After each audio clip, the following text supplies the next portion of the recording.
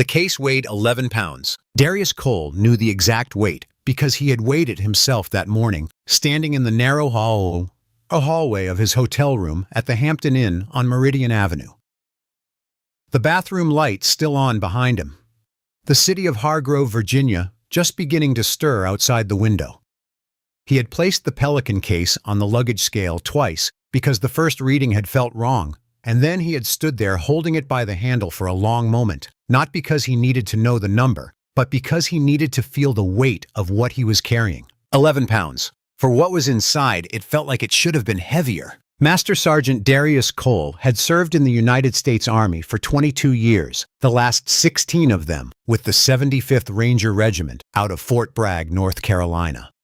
In those 22 years, he had completed 4 combat deployments, 2 to Afghanistan, 1 to Iraq, 1 to a location that appeared on his service record only as a classified theater designation that he was not permitted to discuss at dinner tables or backyard barbecues. He had been awarded the Silver Star, 2 Bronze Stars with Valor, a Purple Heart for the shrapnel that still occasionally made his right shoulder ache when the weather changed, and a collection of smaller citations and commendations that he had never once framed or displayed, because that was not the kind of man he was. He was 44 years old. He was built the way men are built when physical conditioning stops being something you pursue and becomes simply something you are broad through the shoulders, dense through the arms and chest, his shaved head sitting on a neck that looked like it had been installed by an engineer rather than grown. His face was the face of a man who had seen things and filed them away somewhere they couldn't reach him during business hours, though sometimes in the 3 a.m. stillness of a hotel room in a city he didn't know, they found their way back. He was dressed this Tuesday morning in September in civilian clothes, a navy blue polo shirt crisp and tucked into khaki cargo pants, polished black boots that caught the light with the kind of shine that doesn't come from a machine. Anyone who had spent time around military personnel would have recognized him immediately. The posture, the deliberateness of movement, the way his eyes moved across a room, the way a camera pans slow and methodical, registering and cataloging without urgency. To anyone else, he was simply a large black man walking down a Hargrove street carrying a heavy case. He checked his watch, 1:19 p.m. The ceremony at Hargrove City Hall was scheduled for 2 p.m. The hall was 7 minutes away on foot, 4 if he walked the way soldiers walk. He had time, not a lot of it, but enough. And Darius Cole had never been late for anything in his professional life, because in the Special Forces community on time was late and early was on time. And the men who taught him that had been teaching it since before he was born. He stood at the window for a moment and looked at the street below. Hargrove was a mid-sized city, the kind that had once been industrial and was now in the long process of becoming something else, coffee shops and murals appearing alongside shuttered factories, neighborhoods that hadn't decided yet whether they were going up or going down. The September air outside was warm and heavy, the kind of humidity that made your shirt feel like it was made of wet paper within minutes of stepping outside. He picked up the Pelican case. Inside it, nested in custom-cut foam lined with navy velvet, were 3 things. The first was a tri-folded American flag, the fabric immaculate, the folds precise, contained within a triangular wooden box with a glass front. It was the flag that had draped the transfer case of Corporal Marcus Webb, United States Army, 75th Ranger Regiment, killed in action 12 weeks earlier in a valley in eastern Syria that did not appear on any map distributed to the general public. The second was a velvet presentation box, midnight blue with gold trim, containing Corporal Webb's posthumous Bronze Star with Valor device. The citation attached to it described in the careful clinical language that the Army used for such things how Corporal Webb, under direct enemy fire, had pulled 3 wounded Rangers from a burning Humvee and dragged them one by one to covered ground, sustaining a gunshot wound to his left arm in the process. The citation noted that while he was treating the last of the 3 men, a mortar round had impacted within 15 meters of his position. The citation did not describe what Darius Cole had seen when he reached Marcus Webb's position, because some things cannot be put into official language without losing whatever truth they contain. The third item was a framed photograph 5 by 7 of a young man in his Army dress uniform grinning the wide, slightly disbelieving grin of someone who cannot quite believe they have earned the thing they are wearing. Marcus Webb had been 20 years old in that photograph taken on the day he was awarded his Ranger tab at Fort Benning. He had been 21 when he died. Cole had known Marcus Webb since the boy was 17. He had met him at a career fair at a high school in Memphis, Tennessee. Shelby County High, a school in a neighborhood where the career fair itself was a somewhat optimistic institution, given that the careers most readily available in that zip code were not the kind that came with health insurance. Marcus had been a junior lanky and restless and curious in the way that some kids are curious not about school exactly, but about the world, past the edge of what they could see from where they stood. He had lingered at the Army recruiting table, landiging after the other students wandered away, asking questions that were sharper than Cole had expected. Not how much do you get paid, but what's the hardest thing you've ever had to do? And do you think it matters? Cole had answered both questions honestly. Marcus Webb had enlisted 8 months later, shortly after his 18th birthday. He had completed basic, then airborne school. Then, to the genuine surprise of his first sergeant, who had flagged him as a candidate and frankly not expected much, the Ranger Assessment and Selection Program. He had graduated with the second highest physical fitness score in his class.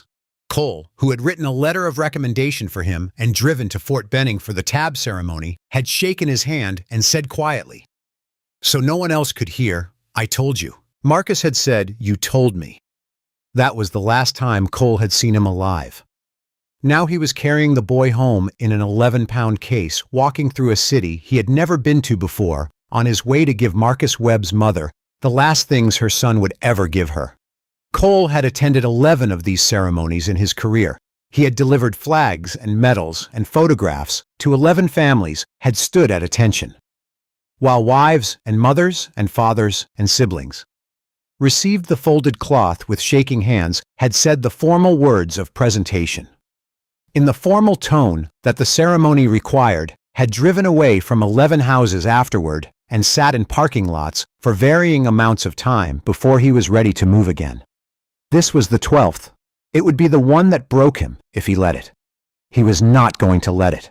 Not until he had delivered what Marcus Webb had earned.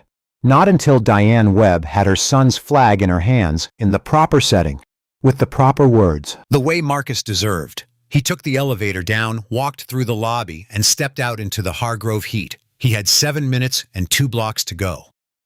Officer Craig Dunbar had been parked at the corner of Caldwell Avenue and 5th Street for 40 minutes. And in that time, he had consumed a large sweet tea from the drive-thru on Henderson, issued a single parking citation to a minivan with an expired tag, and watched approximately 300 people move through his field of vision without incident. He was bored in the specific dangerous way that men like Craig Dunbar get bored, not the passive drifting boredom of inattention, but the active searching boredom of a man who needs something to happen. Dunbar was 38 years old, and he had been on the Hargrove Police Department for 11 years, which was long enough to have developed strong opinions and short enough that those opinions had never been seriously challenged. He had a buzz cut that he kept starting to grow out and then cutting again, an indecision that had produced at this particular moment a patchy, uneven result that did him no favors. His uniform strained across the midsection in the way that uniforms do when a man has been eating the same fast food for a decade without adjusting for the metabolic consequences of approaching 40.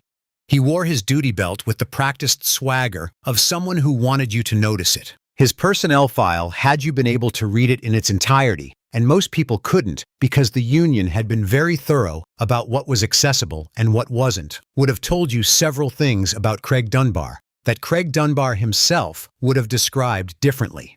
It would have told you that he had received 6 excessive force complaints in 11 years.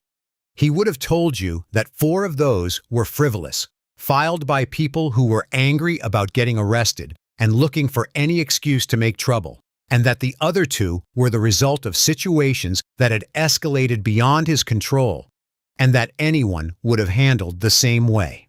It would have told you that he had been suspended twice, once for 7 days and once for 14, for conduct characterized in the formal paperwork as unbecoming of a sworn officer. He would have told you that those suspensions were political, the result of a department that was more interested in optics than in backing up officers who did the hard work. It would have told you about a Tuesday evening in October 2019 when a 17-year-old named Terrell Sims had been stopped by Dunbar during a routine traffic check on Hammond Street, and that the official report filed afterward described the discovery of a small bag of marijuana in the rear footwell of Sims's vehicle.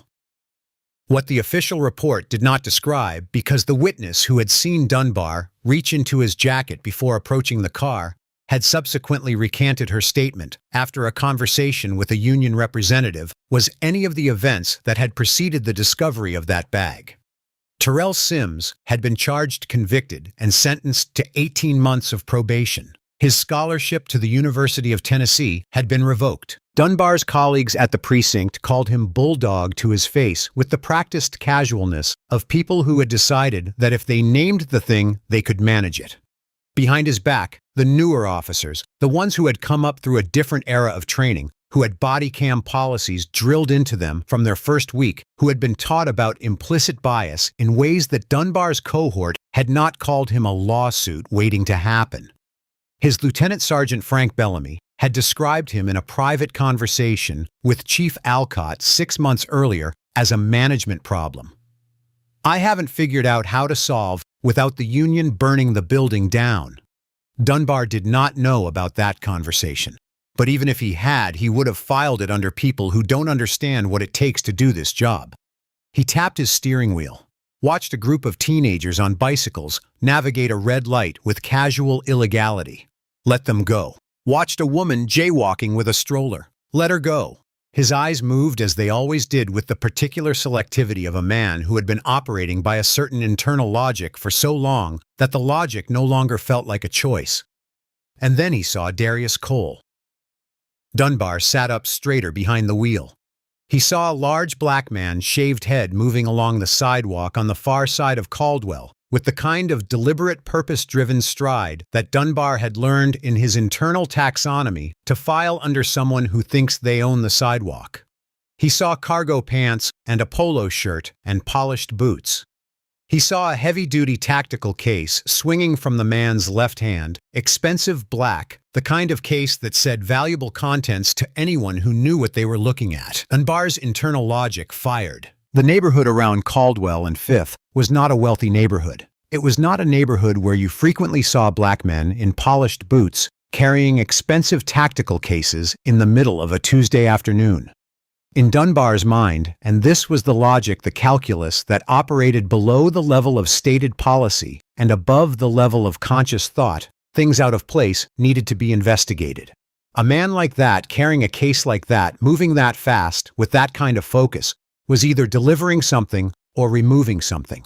And in Dunbar's experience, the kind of people who moved through this neighborhood with that energy were usually doing one or the other in ways that did not involve a legitimate employer. He did not ask himself why a legitimate errand runner would also walk with military precision. He did not ask himself why a drug runner would wear polished boots. He did not ask himself any of the questions that would have required him to examine the logic itself, because the logic was not something he examined. It was something he operated inside of, like a room he had lived in for so long that he could no longer see the walls.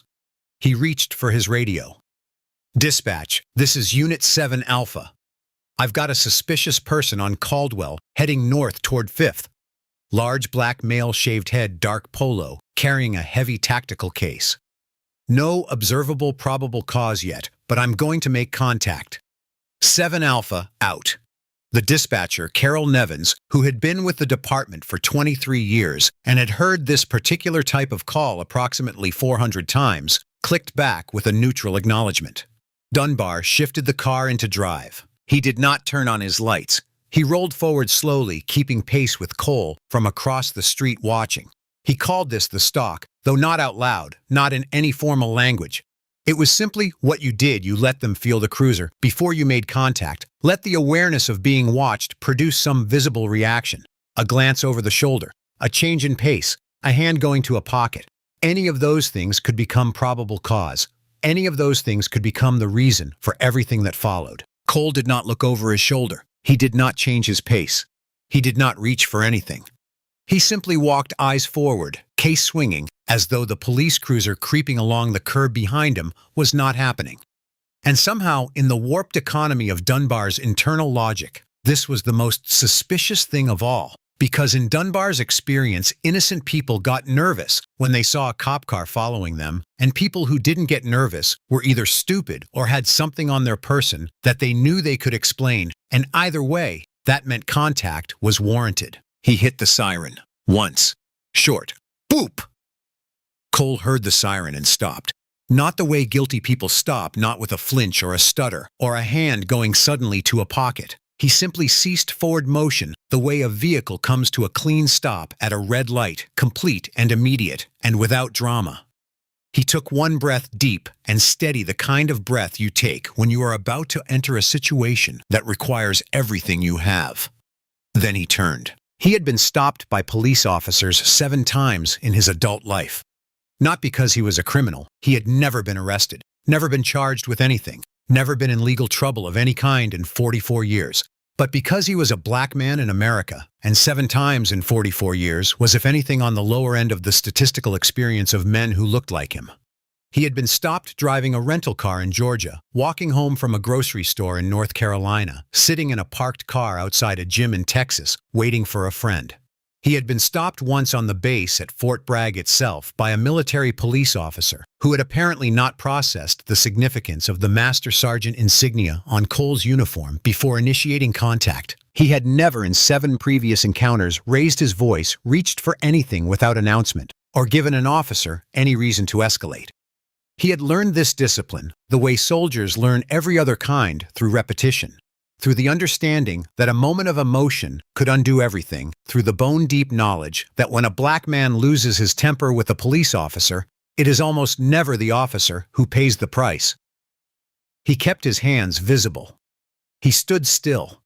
He watched Dunbar exit the cruiser and approach, saw the duty belt, the posture, the practiced swagger of someone accustomed to being the largest presence in every interaction, and he said calmly and clearly, "Good afternoon, officer." Dunbar did not return the greeting. He stopped about 4 feet from Cole, looked him up and down with the slow deliberateness of someone conducting an inventory, and said, "Where are you coming from?" Not a question. A demand wearing a question's clothes. "From my hotel on Meridian," Cole said. "I'm heading to Hargrove City Hall for a ceremony. I'm 2 blocks away." "What kind of ceremony?" "A military honor ceremony.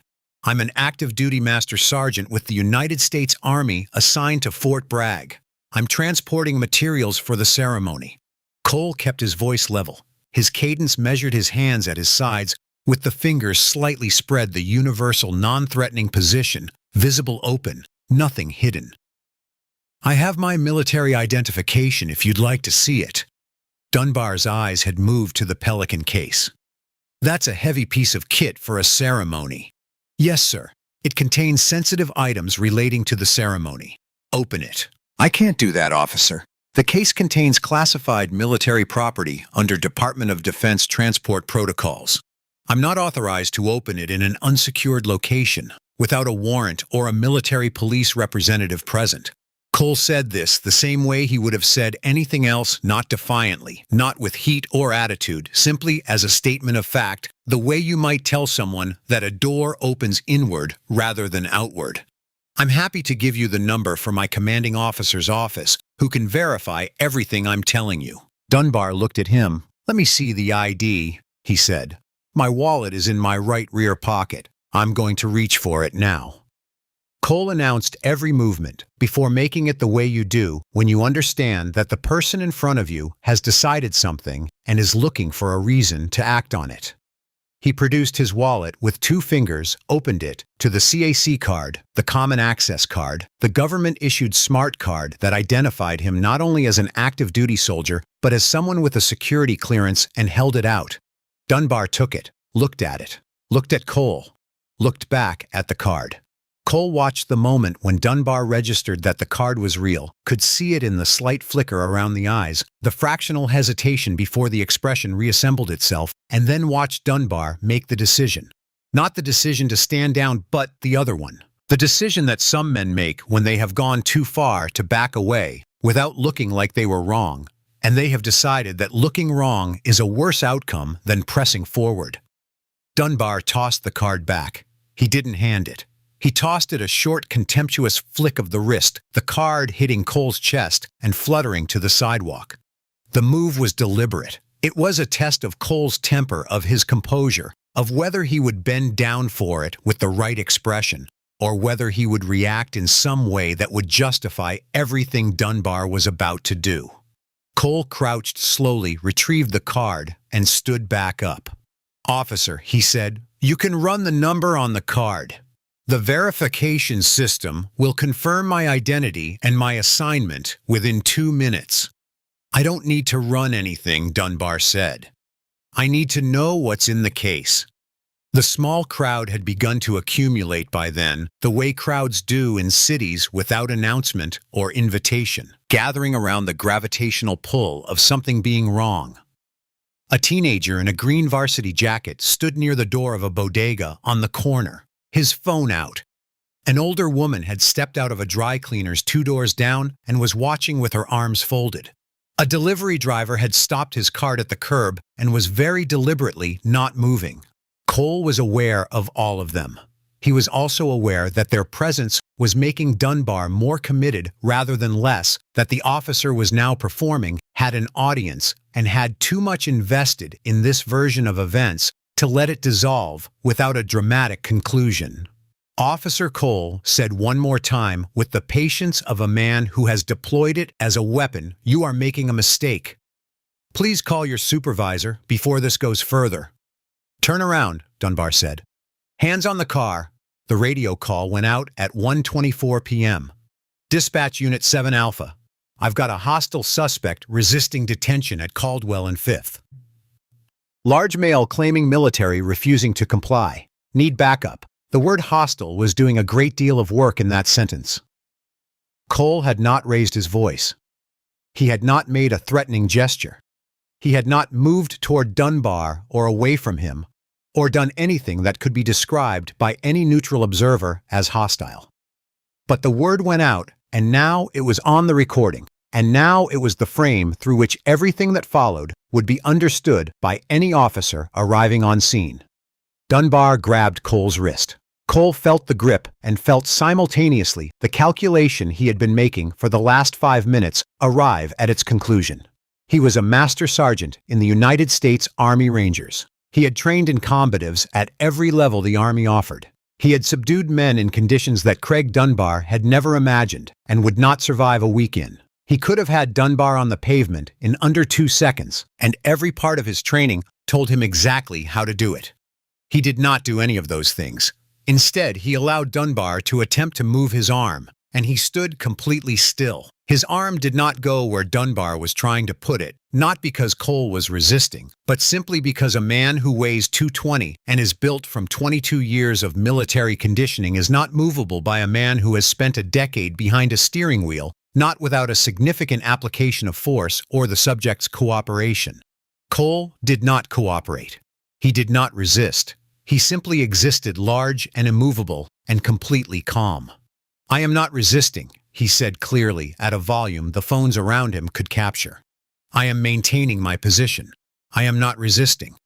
Dunbar's face went a particular shade of dark red, not anger exactly, but the specific humiliation of a man who has attempted to physically dominate someone and discovered that he cannot. Cole had seen that color on faces in interrogation rooms and on streets in 2 countries, and he knew what it preceded. Dunbar released Cole's wrist. He reached for his baton. The blow landed on Cole's left thigh, deliberately placed the aim too precise for a man in the grip of genuine fear, the kind of deliberate targeting that said this was not defense, but punishment. The sound was a hard, flat crack, the kind that makes people nearby flinch involuntarily. Several people in the small crowd did exactly that. The pain was significant. Cole had been through SERE training, had broken ribs.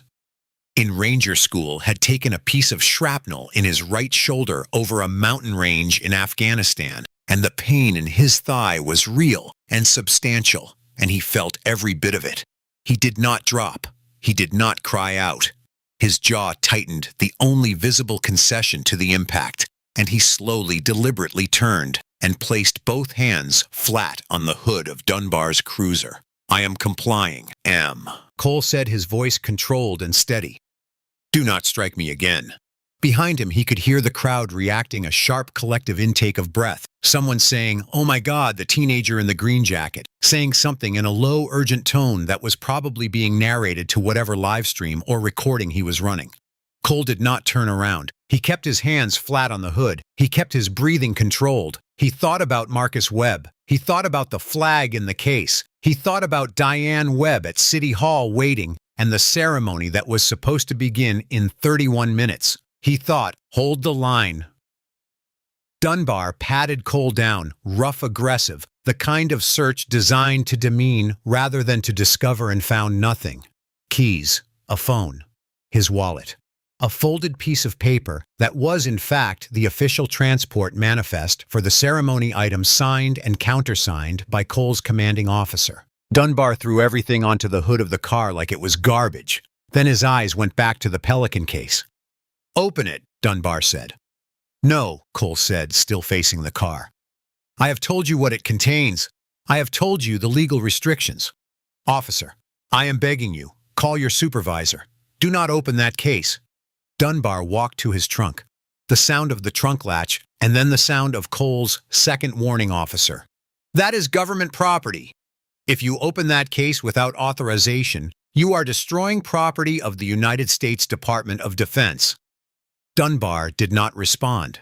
He came back from the trunk with a crowbar in his hand, and Cole pushed off the car hood, instinctively moving toward the case, and Dunbar stepped in front of him with the crowbar pressed against Cole's chest. "Stay down." Cole looked at him. Dunbar looked back, and for just a moment, some part of Craig Dunbar that was not entirely governed by the logic of the last 20 minutes might have recognized something in Cole's eyes, not fear, not rage, but a kind of absolute, terrible clarity. The look of a man who has cataloged exactly what is happening and has already begun constructing the record of it. "Remember this moment," Cole said. The words were quiet. Not a threat, not a warning, just 3 words said the way you might note a time or a location. The teenager with the phone would later say in an interview that got 3 million views on its own that those were the 3 words that made him realize he needed to keep filming no matter what happened next. Dunbar turned away from Cole. He jammed the crowbar under the lip of the Pelican case. He wrenched it once hard. The high-grade polymer housing resisted, and then with the second application of force, it cracked a violent splintering sound, the latch giving way with a mechanical snap that seemed to travel down the entire block. The crowd went silent. Dunbar ripped the lid open and looked inside. The smirk that had been forming on Craig Dunbar's face as he forced the case open, the anticipatory smirk of a man about to be proven right, about to find the drugs or the weapon or the stolen property that would have justified everything, died before it fully materialized. He stared. The interior of the Pelican case was lined with navy velvet, the custom foam cut precisely to hold 3 specific items in place. In the center, the triangular wooden box, with its glass front inside, which a folded American flag, rested in the perfect geometry of a formal military fold, red and white and blue, and completely undisturbed. To the right, the midnight blue velvet box with the bronze star. At the back, the framed photograph of a 20-year-old soldier grinning in his dress uniform on the proudest day of his life. The afternoon sun came through the angle of the opened lid and fell across Webb's face in the photograph. A cold pit formed in Dunbar's stomach, with the specific weight of a man who has done something that cannot be undone. You stole this," Dunbar said. His voice had lost most of its texture. "What kind of person steals a funeral flag?"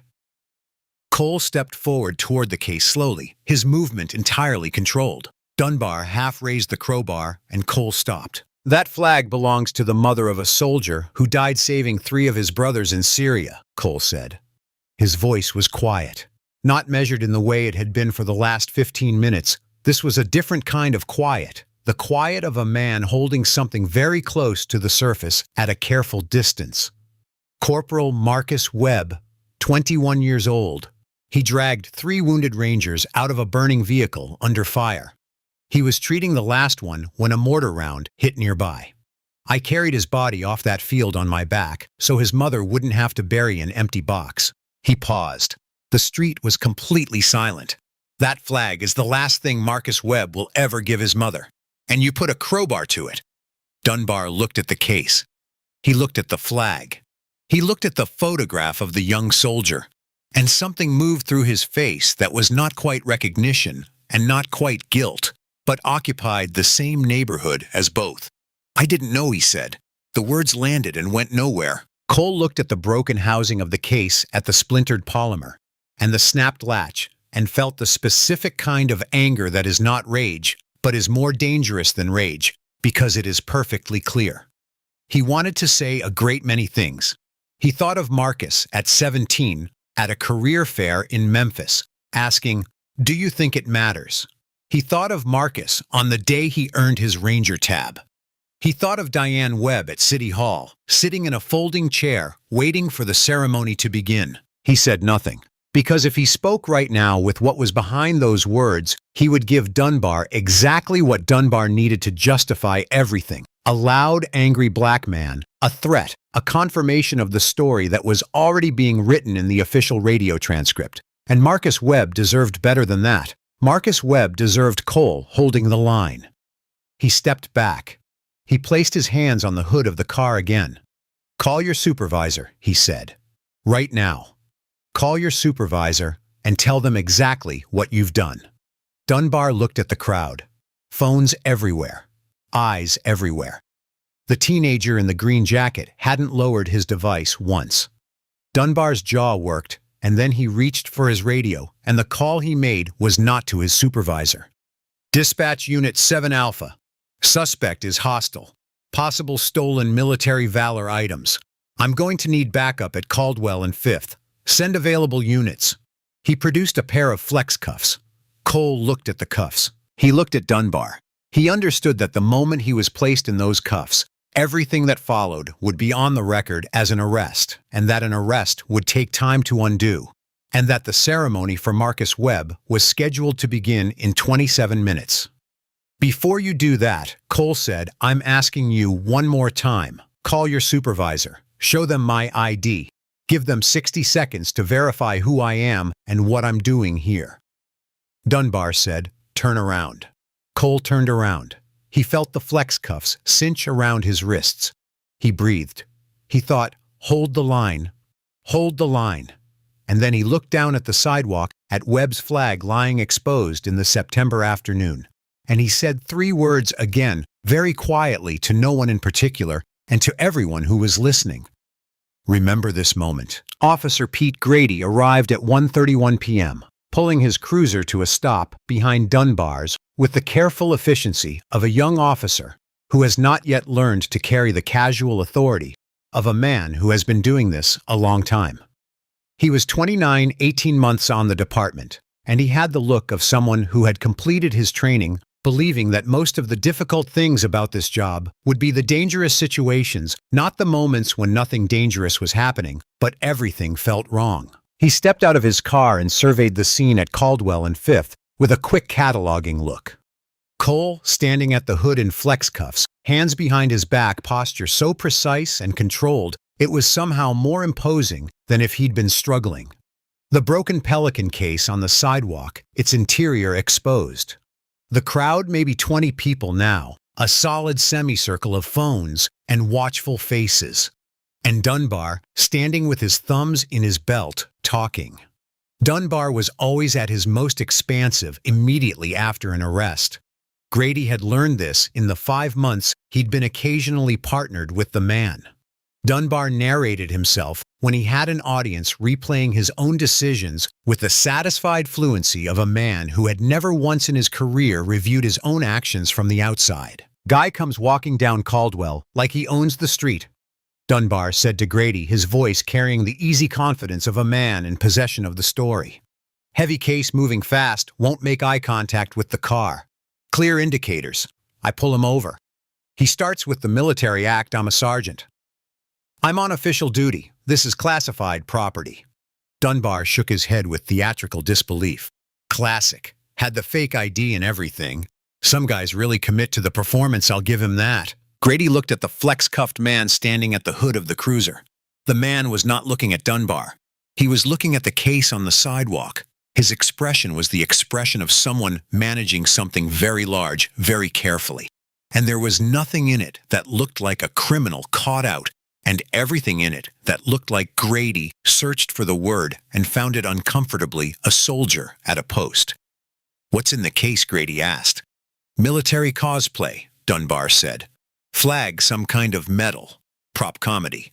But here's the thing. You don't carry a case like that through this neighborhood at this time of day, unless you're using it for transport. Drug dogs will tell us if there's residue in the lining." He paused. "I'm going to book him for obstruction, refusal to comply with a lawful search." 3 phones caught this. 3 phones were recording at that moment a Hargrove Police Department officer describing a Bronze Star and a soldier's funeral flag as prop comedy. This detail would appear in approximately 40 subsequent news articles over the next 2 weeks. Dunbar produced the flex cuffs and moved toward Cole with the confident stride of a man executing a plan. Cole spoke without turning around. "Before those cuffs go on, Officer Dunbar, I want you to understand something. There is a convoy scheduled to arrive at Hargrove City Hall in 22 minutes. When that convoy arrives and I am not there, inquiries will be made. Those inquiries will reach command within minutes. At that point, the question of whether or not you called your supervisor becomes very relevant to how the rest of your career unfolds." Dunbar snapped the flex cuffs on. The ratchet sound was loud in the quiet street. "Noted," Dunbar said, and then he popped a piece of gum and leaned against his cruiser. He was smiling. Grady watched him and felt something in his chest that he didn't have language for yet, but would spend a significant amount of time thinking about in the weeks to come. It was the feeling of standing at the edge of something, looking down, and understanding that whatever is at the bottom of it is not visible from here. He looked at the crowd. He looked at the phones. He looked at the broken case. He thought someone is going to be very sorry about this. He was right. He just didn't know yet who. Cole heard it before he saw anything.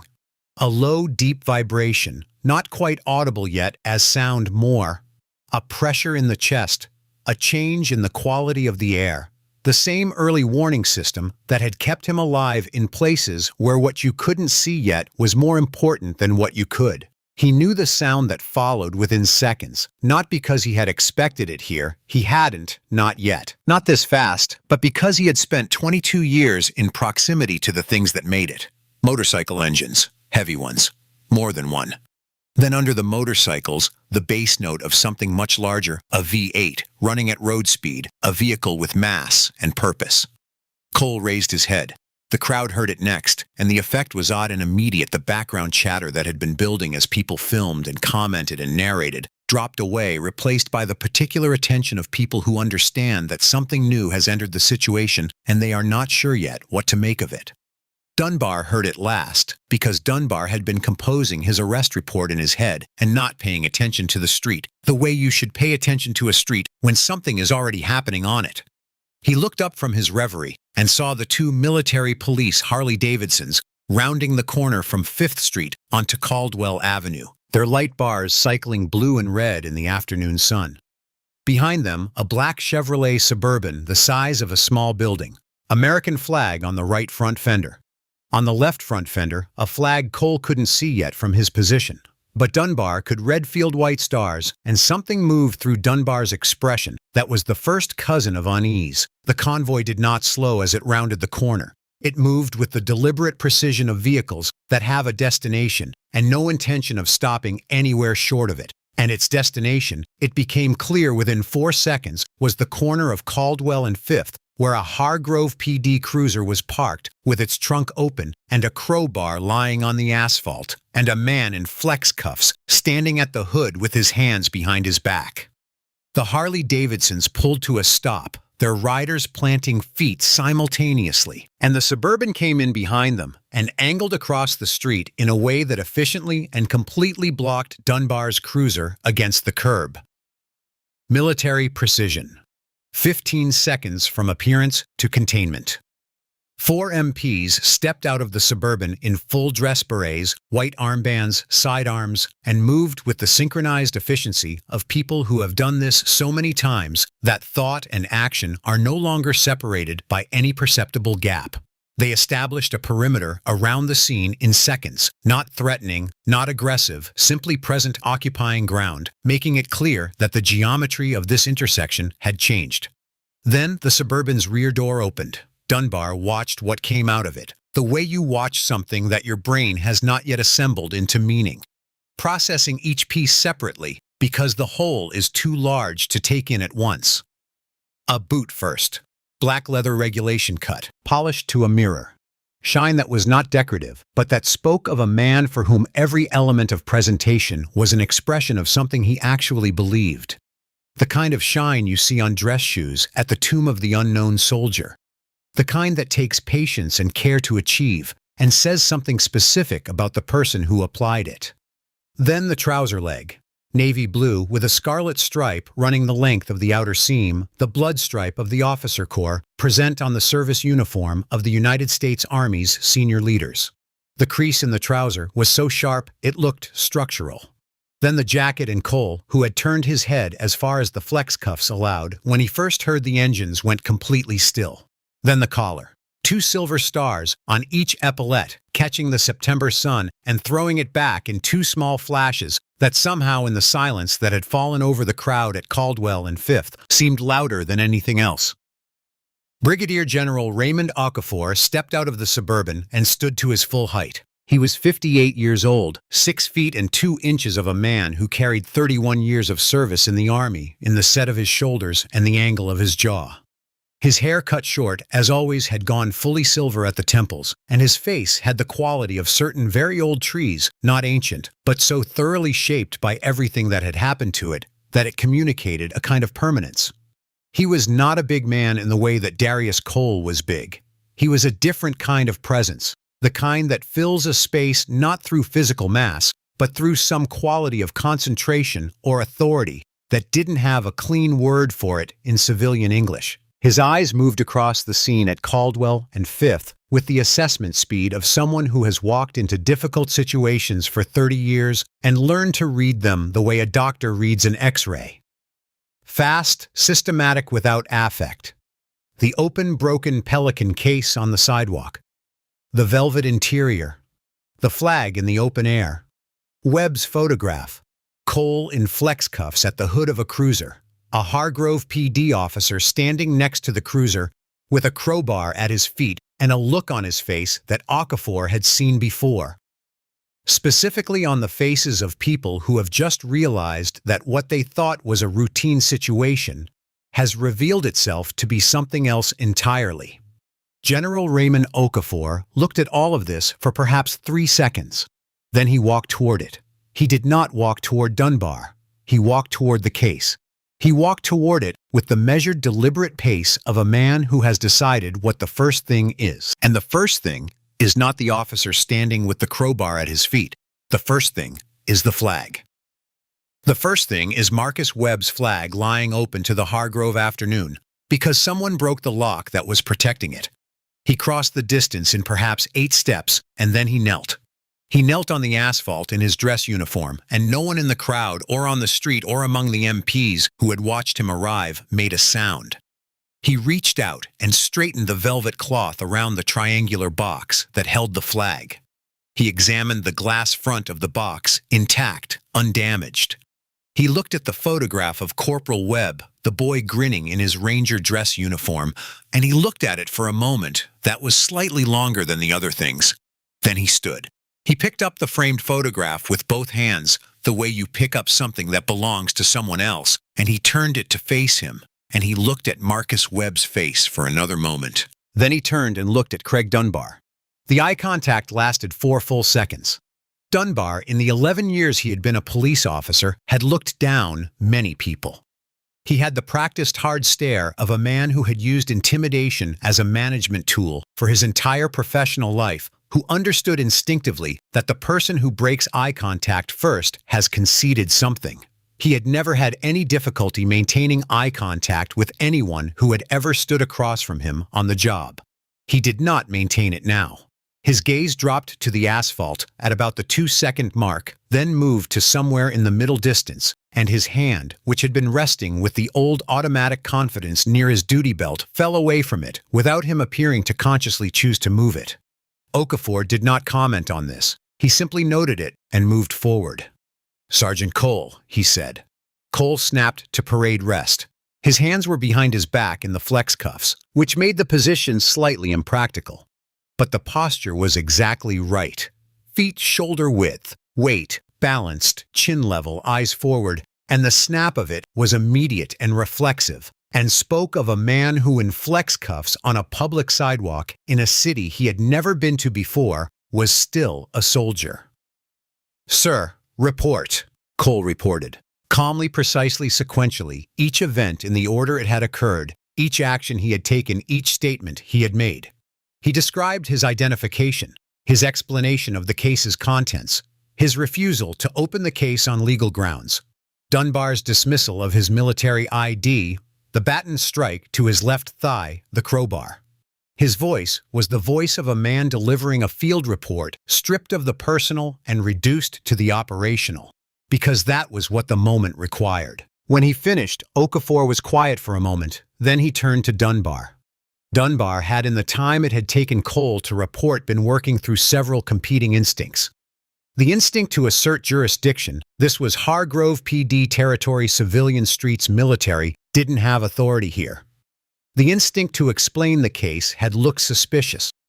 The man had been non-compliant. He had followed procedure as he understood it. The instinct to call his union rep, which was the instinct that had served him best in every previous professional crisis. He settled on assertion. "Sir, with all due respect, I conducted a lawful investigative stop based on reasonable suspicion of Okafor." Held up one hand, just one hand, slightly raised, palm out, at waist height. It was not a dramatic gesture. It was the gesture of a man who has stopped considerably more significant things than a sentence being spoken at him. Dunbar stopped speaking. Okafor walked to him, not closing the distance with aggression or urgency, just walking each step, measured until he was standing close enough to Dunbar that the difference in presence between the two men was impossible to miss. He looked down at the crowbar lying at Dunbar's feet, then reached out with one hand and picked it up. Not snatching it, not grabbing it, simply reaching down and lifting it the way you lift a thing from a place where it doesn't belong, calmly, without ceremony, with the absolute confidence of a man who knows that the object is going to leave Dunbar's vicinity, regardless of what Dunbar thinks about it. He held it up and looked at the tip. Black polymer fragments from the Pelican case clung to the metal. "Did you have a warrant?" Okafor said.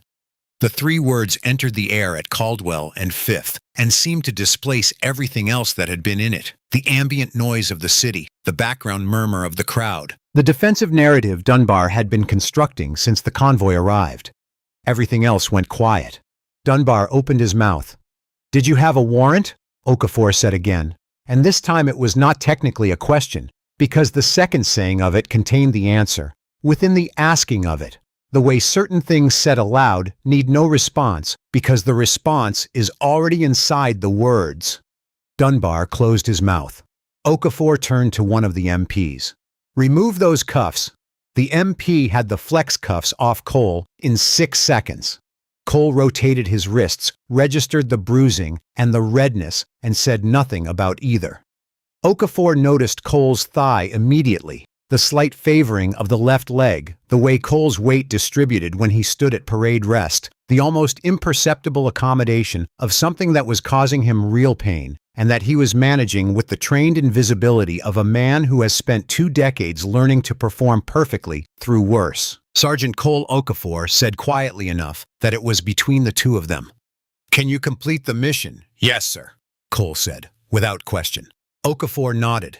He did not express sympathy because Cole would not have wanted it, and because there was something that needed to happen first before either of them could address anything else.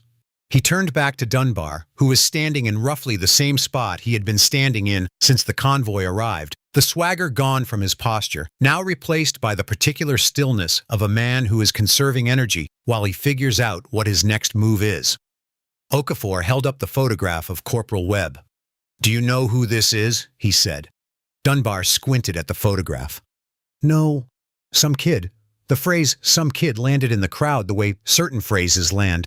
You could feel the intake of breath, the shift in posture, the collective register of something being said that was wrong in a way that was both obvious and specific. "This is Corporal Marcus Webb," Okafor said. He was 21 years old. He was a combat medic assigned to the 75th Ranger Regiment.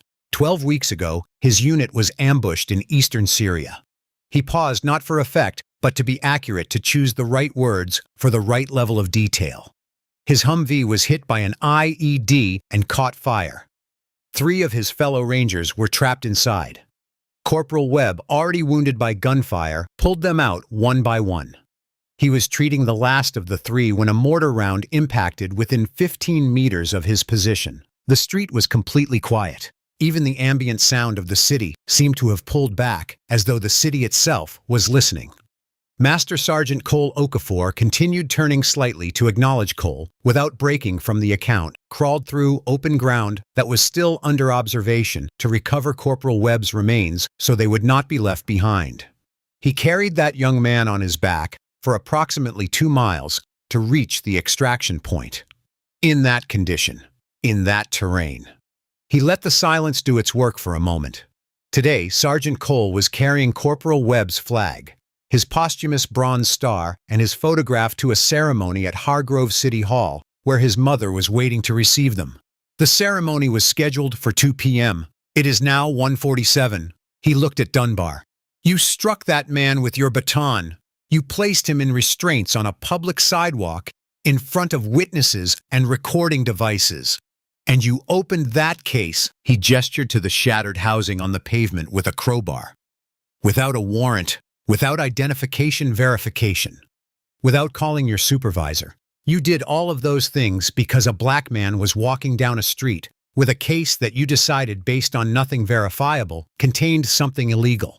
Dunbar said, "I had reasonable—" "I am going to ask you not to say reasonable suspicion to me right now," Okafor said.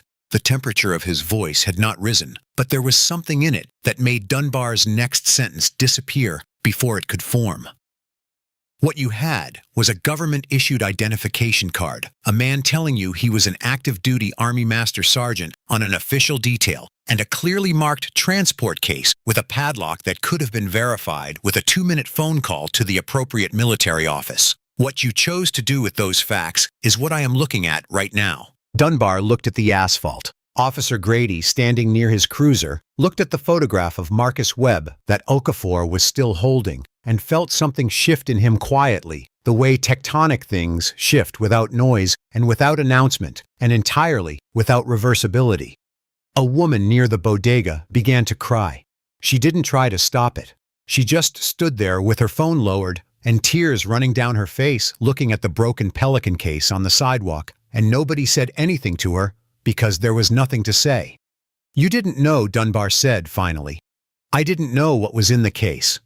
Okafor's response was quiet and final, and landed the way things land when they are simply true. "You didn't care." Sergeant Frank Bellamy arrived at 1:52 p.m. in the passenger seat of a departmental SUV, his partner pulling to the curb at the outer edge of the scene with the practiced read of experienced officers who assess a situation before exiting their vehicle. Bellamy was 46, 20 years on the department, the kind of officer who had navigated 2 decades of policing through a combination of genuine competence and an extremely well-developed instinct for political survival. He was not a bad man. He was the kind of man who had learned over 20 years that the way you handle things determines whether the things handle you, and that handling things meant first and always containing the damage. He assessed the scene in about 15 seconds. The General 2 Stars Army dressed the kind of presence that even civilians who don't know military rank instinctively recognize as something significant. The MPs in their perimeter. The crowd larger now, maybe 30 people, maybe more. The phones everywhere, none of them lowered. Dunbar standing near his cruiser, looking like a man who has understood something very recently. Grady near his own cruiser, looking like he wished he were somewhere else. And the broken case on the sidewalk with the flag inside it, and a photograph of a young soldier lying exposed to the afternoon sun. He assessed all of this, and then he walked toward the general, because Bellamy's 20 years had taught him that when there is a powerful entity in the room, you go to the powerful entity. General Bellamy said, offering his hand and his most professionally calibrated expression of competence and good yell. Sergeant Frank Bellamy Hargrove, PD. I'm sorry, I'm just arriving. I came as soon as I heard. I want to assure you that what happened here is not representative of how this department operates, and that we take this kind of situation extremely seriously. Okafor shook his hand with the mechanical cordiality of a man who has shaken hands with thousands of people in thousands of difficult situations. I'm sure you do, he said. Bellamy's eyes moved quickly to the broken case, to Cole, to Dunbar, and then back to Okafor.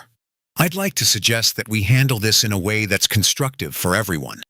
Officer Dunbar will face an internal review. That process will begin immediately. We can arrange a full escort for Sergeant Cole to City Hall right now. Make sure the ceremony happens without any further delay, and the department will issue a formal apology, Sergeant Bellamy Okafor said. Bellamy stopped. I appreciate what you're trying to do, Okafor said.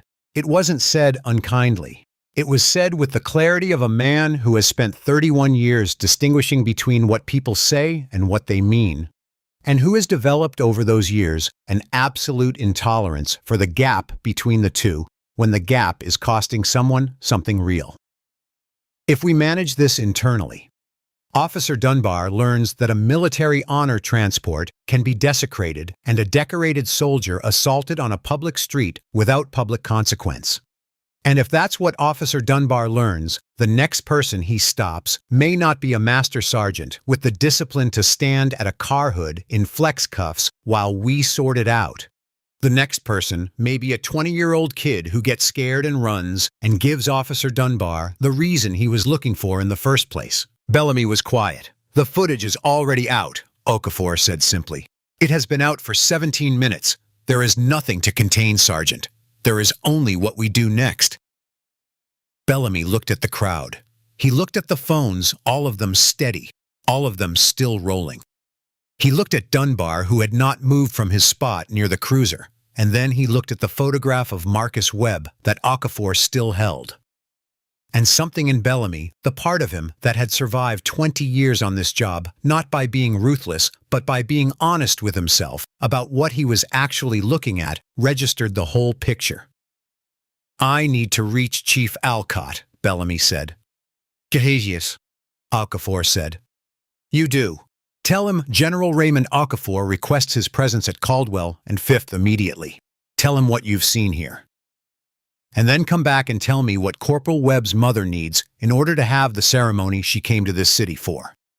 Bellamy pulled out his phone. The blue wall he had driven to Caldwell and 5th to build quietly assembled its own materials and declined to stand.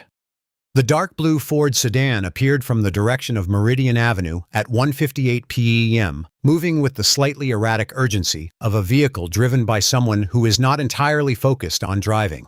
It parked crookedly, the front right wheel on the curb, and the driver's door opened before the car had fully stopped moving. Diane Webb was 48 years old, and she had been waiting in a room at Hargrove City Hall for 40 minutes. She had arrived early the way she did everything.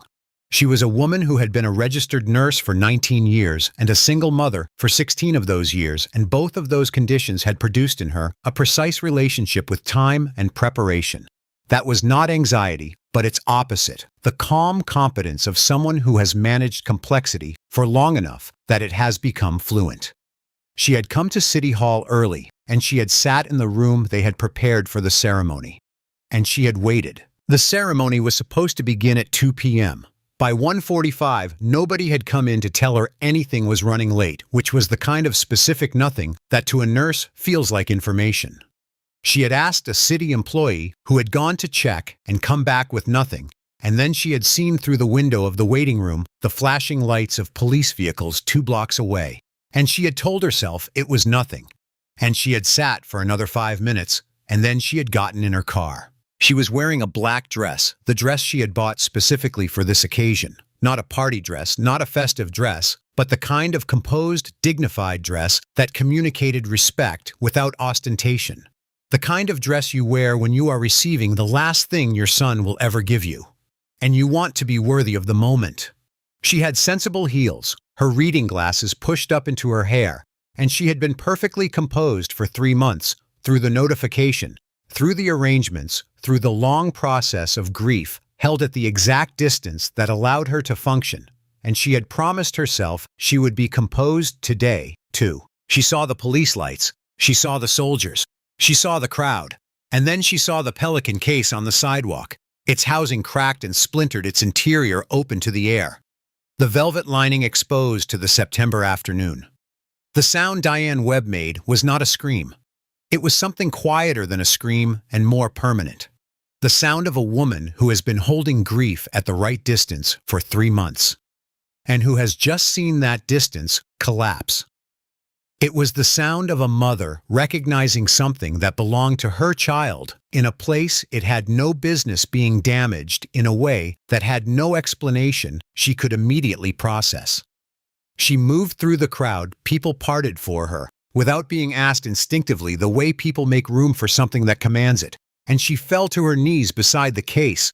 Her hands went out, trembling.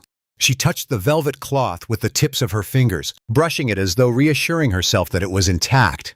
She checked the glass front of the wooden box, her eyes going over every edge, every corner, checking for damage with the precise attention of a nurse checking a patient's condition. The glass was unbroken. The flag was undisturbed. She found the crowbar gouges in the housing, ran her finger along the splintered plastic. She looked up. Cole was at her side before anyone else moved 3 steps from where he had been standing, dropping to one knee beside her, with the care of a man lowering himself towards something fragile, not because Diane Webb was fragile, but because the moment was, and he understood the difference. He did not touch her. He brought himself to her level close enough that she could hear him without him raising his voice. "Ma'am," he said, "the flag is safe. The Bronze Star is safe. The photograph is undamaged." He said each thing individually, separately, clearly, the way you give critical information in an emergency. "I am Master Sergeant Darius Cole. I was Marcus's," his voice caught exactly once on the name and then found its footing again, his assignment handler. "I've been trying to bring him home to you. I'm so sorry this happened. I am going to complete this mission for your son." Diane Webb looked at him. She looked at him with the look of a woman who has spent 3 months absorbing information about her son's death, and who has, in that time, heard his name spoken in very different ways by very different people. She looked at Cole, and then she said very quietly, "Why is it broken?" The teenager in the green varsity jacket answered. He was 17. His name was Jalen Booker, and he had been on that corner filming since the moment Dunbar had blipped his siren at Cole, not because he expected anything in particular to happen, but because he had learned living in Hargrove that things happened faster than you could react to them if you weren't already recording. He had 12,000 subscribers on YouTube, mostly from a video of a car accident on the highway overpass that had gone mildly regional 18 months ago. And he had the instincts of a kid who had grown up understanding that what gets documented gets remembered and what doesn't gets leased. "That cop did it," Jalen said, his voice carrying the flat certainty of a witness who has seen something and is not interested in equivocating about it. He pointed at Dunbar. "The bald one. He broke it open with a crowbar. He was looking for drugs." Diane Webb's head turned slowly. She looked at Officer Craig Dunbar the way, and this was how Bellamy would later describe it in his own written account of the day a lighthouse looks at a ship. Not moving, not pursuing, simply illuminating whatever it is pointed at without judgment or mercy, simply making it visible. Dunbar opened his mouth. Nothing came out. In 11 years on the Hargrove Police Department, Craig Dunbar had been in difficult situations. He had been yelled at, spat at, threatened. He had stood in front of union arbitrators and internal affairs reviewers and a city council committee and various other bodies assembled to hear his account of various incidents, and he had never once been at a loss for words, because Craig Dunbar's professional survival had always been powered by language, by his ability to construct a narrative and deliver it with the authority of a man who had already decided it was true. He looked at Diane Webb's face, and he had nothing. He was not in this moment experiencing guilt. In any clean or simple sense, guilt is complicated, and Dunbar had spent a career building the internal architecture that keeps guilt from reaching the places where it could produce change. What he was experiencing was something more immediate, the specific physical sensation of being seen, of having the story he had been telling himself about this afternoon examined by someone whose relationship to what had actually happened was so direct and so undeniable that the story simply could not exist in its presence. Diane Webb's son had been in that case. Her son's flag. The last thing Marcus Webb would ever give her. Dunbar had put a crowbar to it. Cole, still kneeling beside Diane, spoke again, quietly. Not for the crowd, not for the phones, not for the general standing 10 feet back, for her alone. Mrs. Webb. Marcus knew what he was doing every step of the way. He knew it from the day he signed up. He told me once in a letter, and Cole paused here, and the pause was full. He said, "Sergeant Cole, I know what I'm getting into, and I know what I'm doing it for, and I know it's worth it." He never doubted it. Not once. And he was right. Diane Webb looked at Cole. "He talked about you," she said. Her voice was barely above a whisper. "In his letters home, he said, 'Mom, Sergeant Cole is the reason I got through Ranger School. He never let me quit.'" Cole said nothing.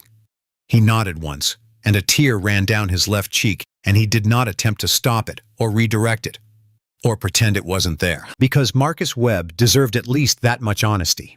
Okafor, standing at the distance that was exactly right, far enough to give this moment its space, close enough to ensure it was protected, watched his master sergeant and thought that in 31 years he had never seen a soldier do anything braver than what Cole had done today. Not on any field, in any country. Nothing braver than holding the line on this sidewalk in flex cuffs in pain while someone desecrated the last thing he was carrying for a boy he loved. Corporal Diaz Okafor said. One of the MPs, a young woman professional and precise, was at his side in seconds. "Retrieve the replacement case from the vehicle." "Yes, sir."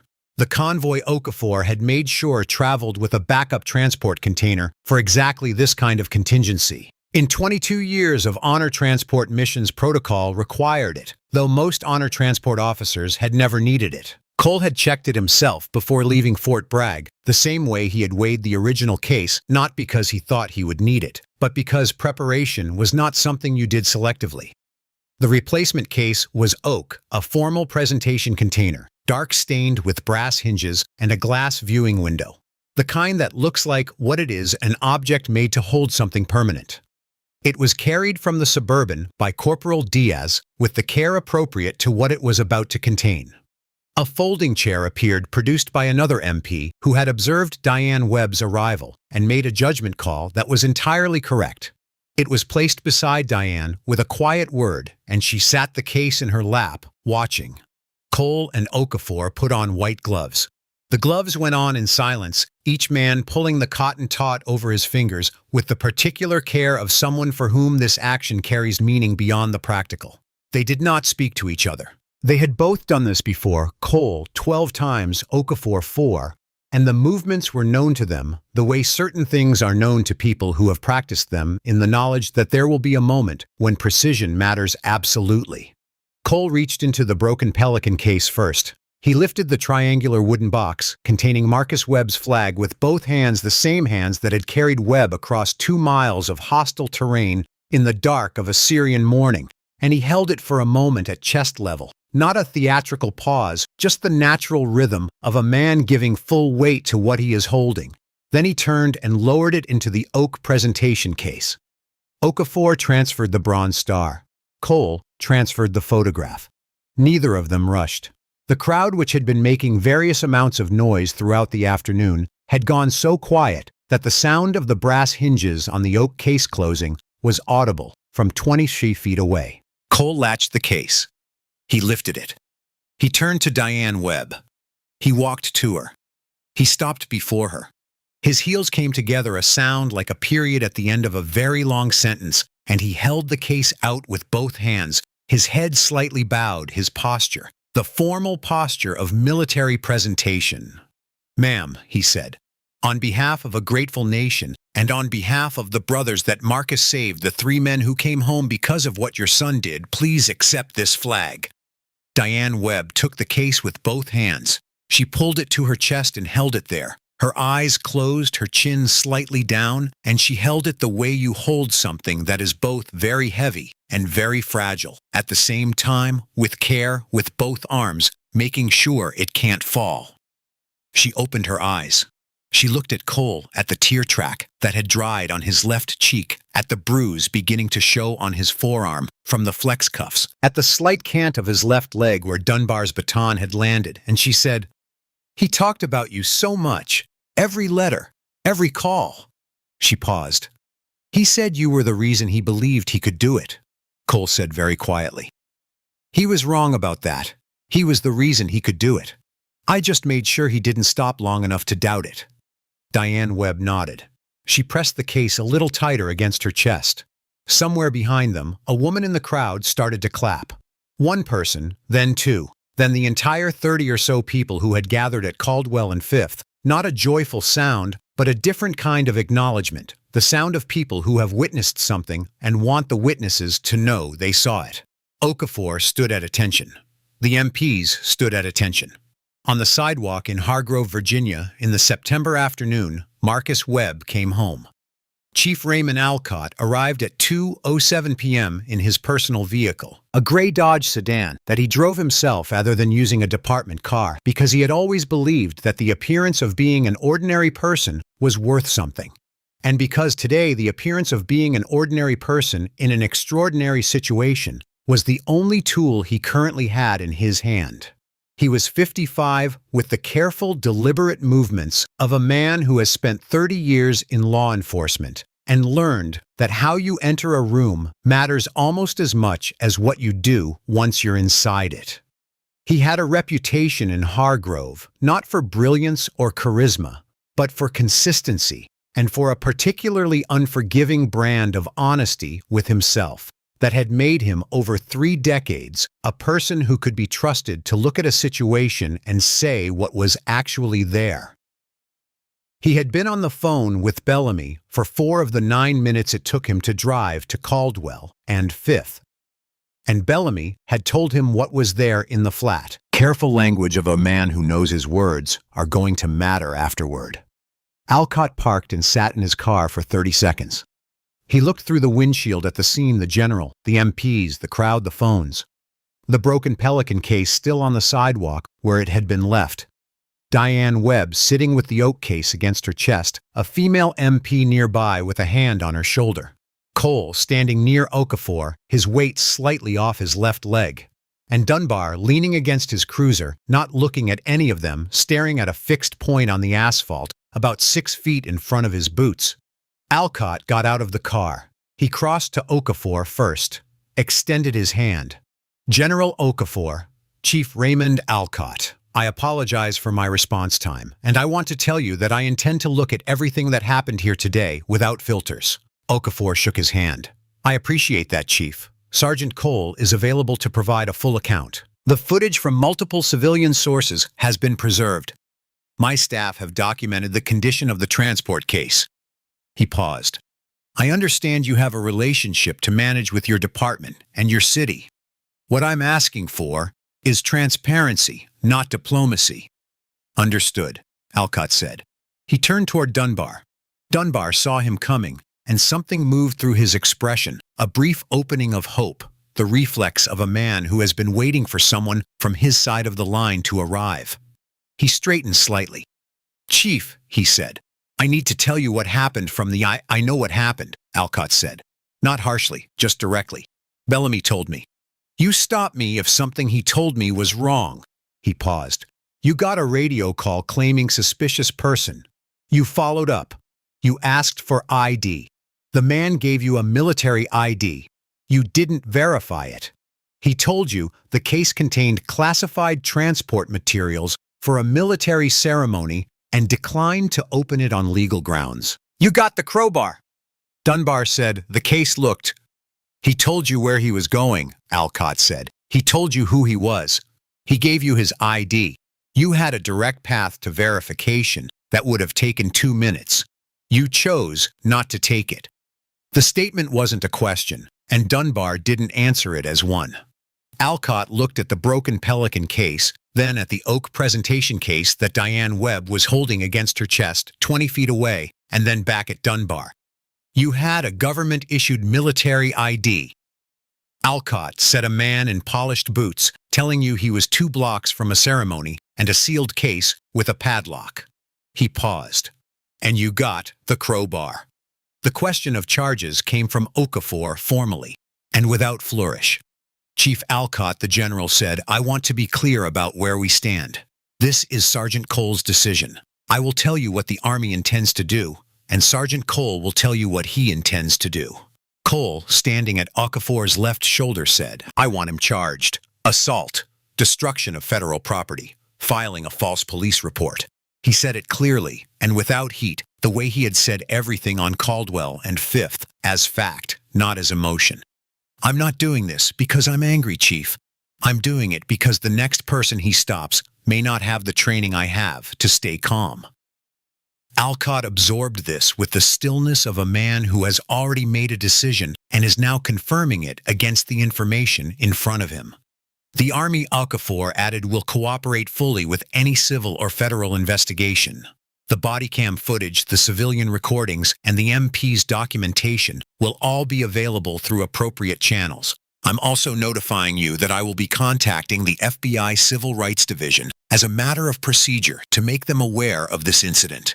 Dunbar heard FBI Civil Rights Division, and something happened behind his eyes, a very fast calculation. Rapid and involuntary. Like a machine processing numbers that came back as a number that didn't make sense. Chief, he said. His voice had changed. The authority had left it entirely, and what was underneath was something raw and smaller.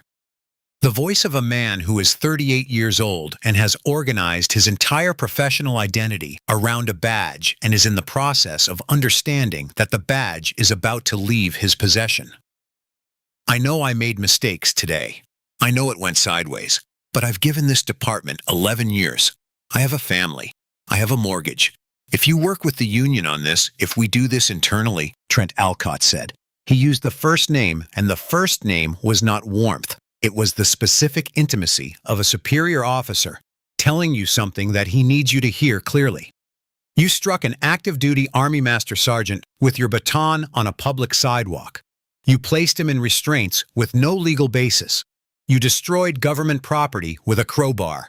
You filed a false police report characterizing him as hostile and non-compliant.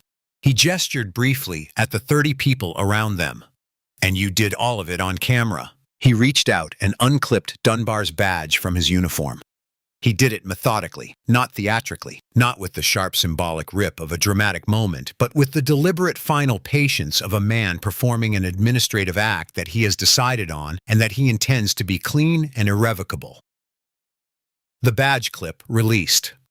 Alcott held the badge in his open palm for a moment and looked at it. Dunbar stared at the badge in Alcott's hand. Gun, Alcott said. Badge. Car keys.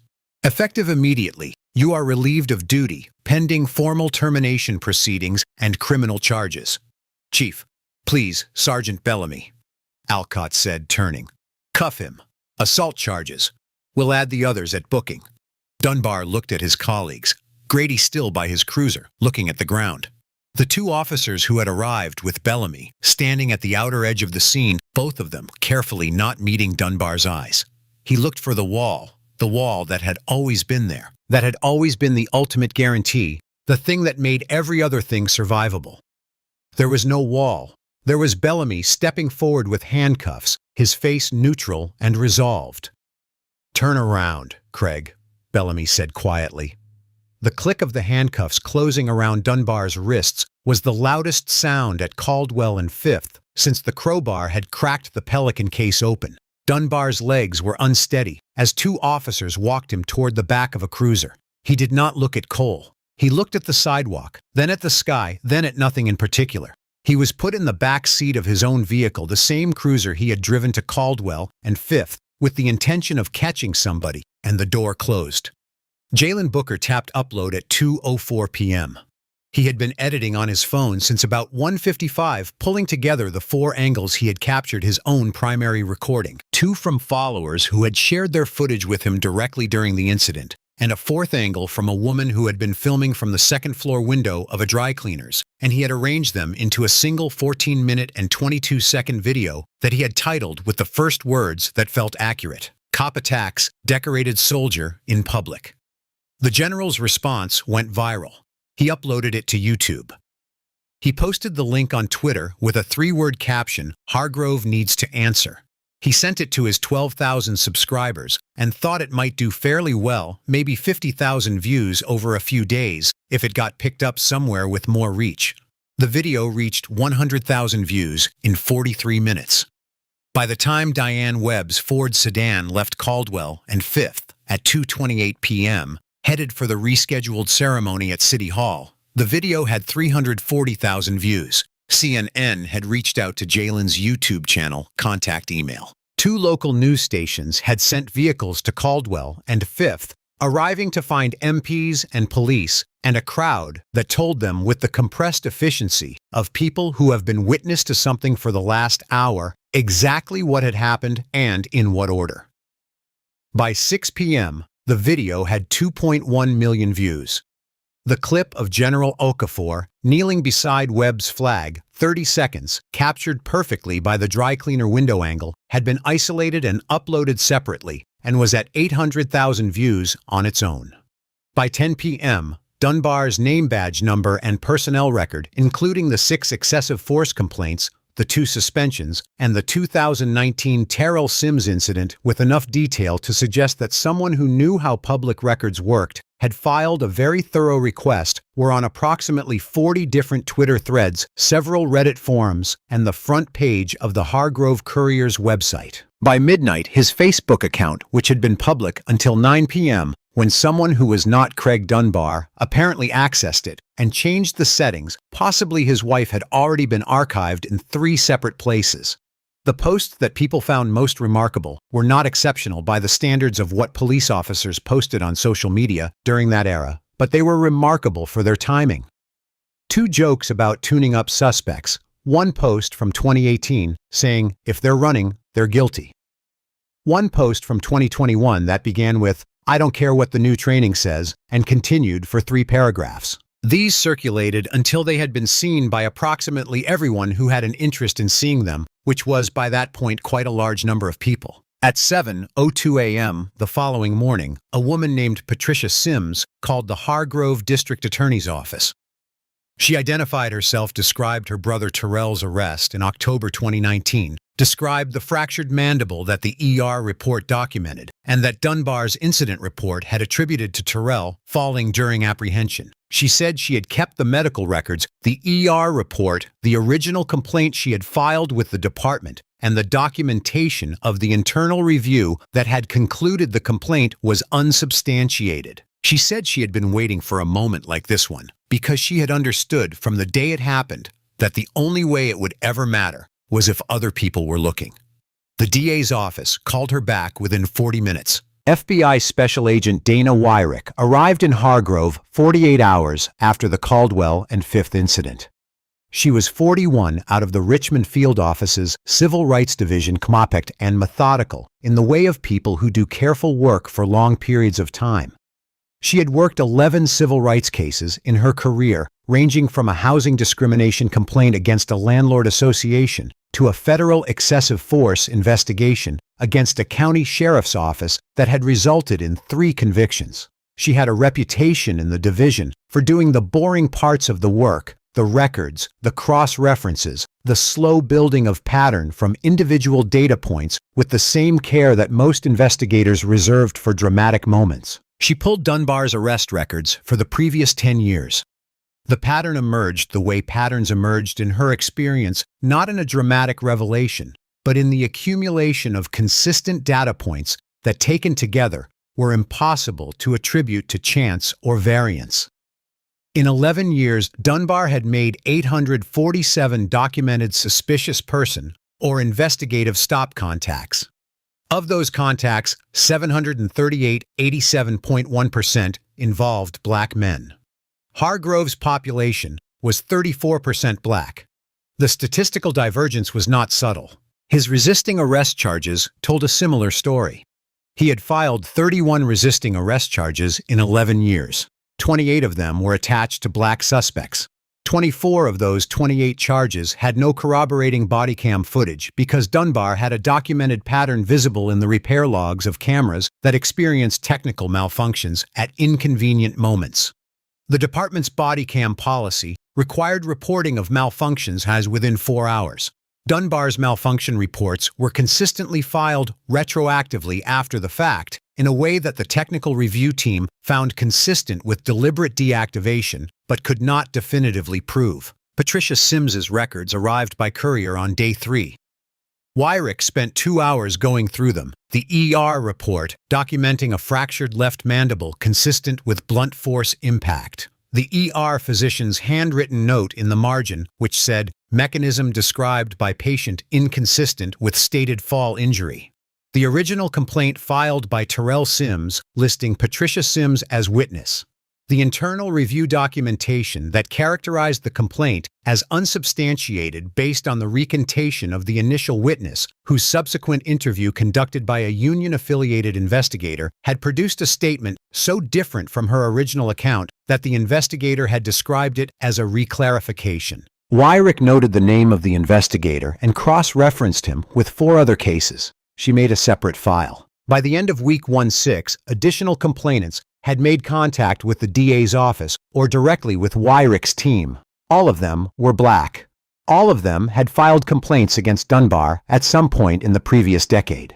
All of them had watched Jalen Booker's video and recognized in the man with the crowbar the same man who had, at various times, broken ribs and produced bruises and placed charges that had quietly vanished when the witnesses got scared, or the paperwork got lost, or the union had a conversation with someone. Wyrick organized the case around a legal foundation that was as old as the Civil Rights Act deprivation of rights under color of law. The Caldwell and Fifth footage was the capstone, the most documented, most witnessed, most irrefutably recorded event, but it was not the case.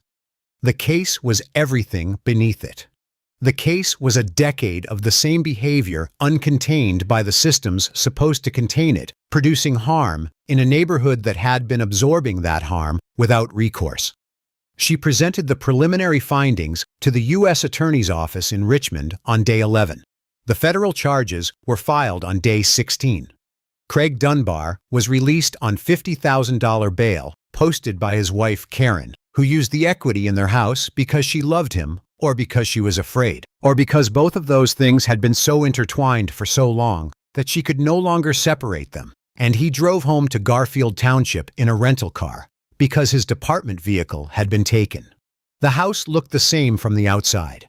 Same 2-car garage, same garden beds, Karen kept up, same mailbox with the painted wooden cardinal on top that their daughter had made at summer camp 8 years ago. He sat in the rental car in the driveway for a long time before he went inside. Karen had made dinner. This struck him as both normal and bizarre, the specific cognitive dissonance of a domestic routine persisting through a crisis. They ate largely in silence, and afterward she went upstairs, and the implication of the going upstairs was clear without being stated. Within 72 hours of his release, the house felt different in ways that were both concrete and difficult to name. Karen moved through it with a careful efficiency that suggested she was making decisions he didn't have visibility into. She was polite. She was consistently, thoroughly polite, which in a 16-year marriage was its own form of communication. He watched the video on his phone 17 times in the first week. He wasn't sure what he was looking for. At first, he was looking for the thing that would make it look different than it looked some angle, some moment, some aspect of his behavior that from a different perspective would read as reasonable. He didn't find it. After a while, he was watching it for a reason. He couldn't have explained the same compulsion that makes people press on a bruise. His attorney, Brad Holloway, a local criminal defense specialist who had done well for officers in union disputes and in the simpler category of excessive force complaints, reviewed the federal discovery file on day 9 and called Dunbar on day 10. "Craig, I need to be honest with you about what I'm looking at." "Okay." There's a 14-minute video with 4 angles that captures everything from the initial stop to the handcuffing. There's a general with 2 stars testifying as a direct witness. There's a master sergeant with 22 years of service and a silver star. There are 6 additional complainants with documented injuries and filed complaints. And there's a pattern analysis from the FBI that covers your entire 11-year career. A pause. "I'm not the right lawyer for this.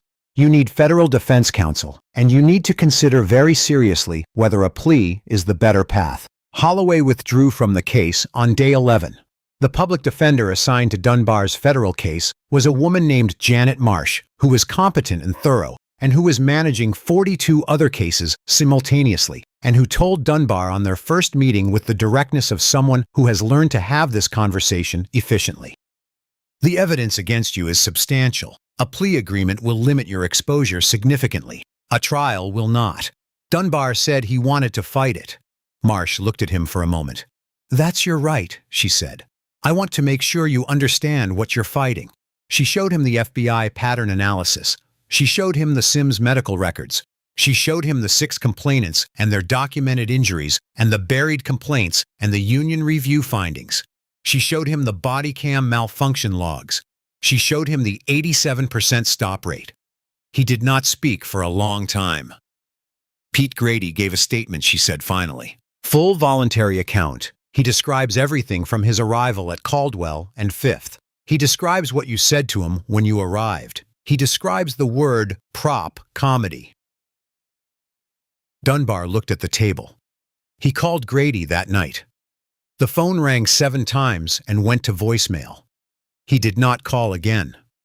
Karen took the children to her mother's house in Columbus on a Thursday morning while Dunbar was at a meeting with Marsh. She left a note on the kitchen table that said she needed time to think and that the children needed stability. The note was 2 paragraphs, and every sentence was carefully chosen, which told Dunbar that she had written and rewritten it, and that the careful choosing had cost her something. He sat at the kitchen table for a long time after reading it. The house made sounds around him, the refrigerator's hum, the settling of the structure, the occasional car on the street outside. He had lived in this house for 9 years. He had painted the kitchen 3 years ago, a project that had taken an entire weekend and that he and Karen had done together. And it had been the kind of ordinary good day that you don't notice is a good day until later, from a distance, when you need something to hold on to. He stared at the kitchen wall, which was still the color they had agreed on together, and he thought about nothing coherent for a very long time. Federal District Court, Richmond, Virginia. 6 months and 8 days after the incident at Caldwell and 5th. The courthouse occupied a full city block and had the particular quality of federal buildings' scale that was not grandeur but authority. A physical communication of institutional permanence that was either reassuring or oppressive, depending on which side of the aisle you were sitting on. Dunbar sat at the defense table in a charcoal gray suit that was slightly too large, having been purchased 6 months earlier when he was 11 pounds heavier. He was pale in the way that people become pale when they stop going outside, and he had the hollowed, contracted look of a man whose world has significantly reduced its dimensions. He sat with his hands flat on the table in front of him and looked at the jury when he was told to look at the jury, and looked at his hands the rest of the time. The trial ran 5 days. The prosecution was led by Assistant U.S. Attorney Simone Dupree, a 44-year-old from Richmond, who had the unhurried confidence of a woman presenting a case she had already won in the evidentiary phase. She wore dark suits and spoke at a pace that was slightly slower than conversational, which had the effect of making her seem more certain of everything she said than anyone who spoke faster. Day 1 was the Hargrove Police Department records, the body cam malfunction logs, and the FBI pattern analysis. The jury, 7 women and 5 men, a cross-section of the Richmond jury pool that had been vetted over 2 days, received the data with the careful attention of people who understand they are being given numbers that are going to mean something. Day 2 was Darius Cole. He entered the courtroom in his Army service uniform, not the dress blues, not the combat fatigues, but the service uniform, which is the middle register of military formality, the one that says working soldier on professional business. His bronze star was on his chest. His master sergeant stripes were on his collar. He walked to the witness stand with the stride that had been his stride for 22 years, deliberate, centered, with the bearing of a man who has decided where he is going and is proceeding directly there. He took the oath. He sat. He looked at the jury the way he had looked at trainees in Ranger School, who needed to understand something important directly. Without performance, with the specific attention of a man who wants to be understood correctly. Dupree took him through the entire sequence of events at Caldwell and Fifth, and Cole described each event in the sequential, precise language of a soldier delivering an operational account. He described the initial stop. He described his identification. He described the tossing of his military ID. He described the demand to open the case. He described his legal explanation of why he could not comply. He described the baton strike. He described placing his hands on the hood. He described saying, "I am not resisting." He described hearing the crowbar. He described briefly and simply what Corporal Marcus Webb had done in Syria and what was in the case. The jury was quiet in a way that juries are not always quiet during testimony. On cross-examination, Dunbar's public defender Janet Marsh asked Cole whether he understood that police officers were required to investigate suspicious situations, and Cole said yes. She asked whether refusing to open a container for a law enforcement officer could be considered non-compliant behavior, and Cole said that it could also be considered a legal assertion of Fourth Amendment rights in the absence of a warrant. She asked whether Cole had used an elevated tone of voice at any point during the interaction. Cole said, "No, ma'am. I was raised to understand that when a black man raises his voice to a police officer, it doesn't go well for the black man." Sergeant Cole was in uniform that day, not his military uniform, but the uniform of a man who had been through this situation before and knew that composure was the only protection he had. So no, I did not raise my voice. I did not raise my voice once. Marsh had no further questions. Day 3 was Raymond Okafor. The courtroom filled for this session. Media had been allowed a pool camera and a sketch artist. The sketch artist had never drawn a general before and spent the entire day doing their best to capture something about the face that went beyond the physical features. The reporters standing along the walls were very still. Okafor took the witness stand the way he took every high-visibility position, without preparation or performance, simply arriving and being present, which was its own preparation. He described his arrival at Caldwell and Fifth. He described what he observed. He described removing the flex cuffs from Cole's wrists and observing the contusions on Cole's thigh and wrists. He described the conversation with Dunbar accurately and without embellishment. He described the field transfer of Corporal Webb's honors to the replacement case. He described Diane Webb's arrival and the presentation. On cross-examination, Marsh asked General Okafor with respect, "You would agree that police officers are placed in difficult situations that require split-second decisions, wouldn't you?" "Yes," Okafor said. "And you would agree that the job of policing involves genuine danger and that training officers to err on the side of caution with unknown subjects is reasonable policy." "I would agree that caution is appropriate," Okafor said. "I would not agree that what I observed at Caldwell and Fifth was caution. But surely, as a military officer, you understand the need for force when—" "I've served this country for 31 years, Okafor said. The courtroom, which had been very quiet, became quieter. "I have led Marines and soldiers in engagements in Afghanistan, Iraq, Syria, and places I still cannot name publicly. I have authorized the use of force against armed combatants in conditions that most people in this room cannot imagine." He paused. His voice was steady throughout.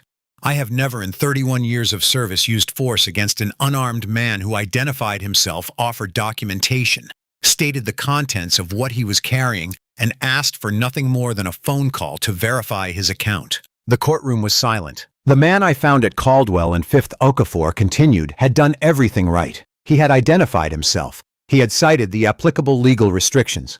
He had placed his hands on a car and said, "I am complying."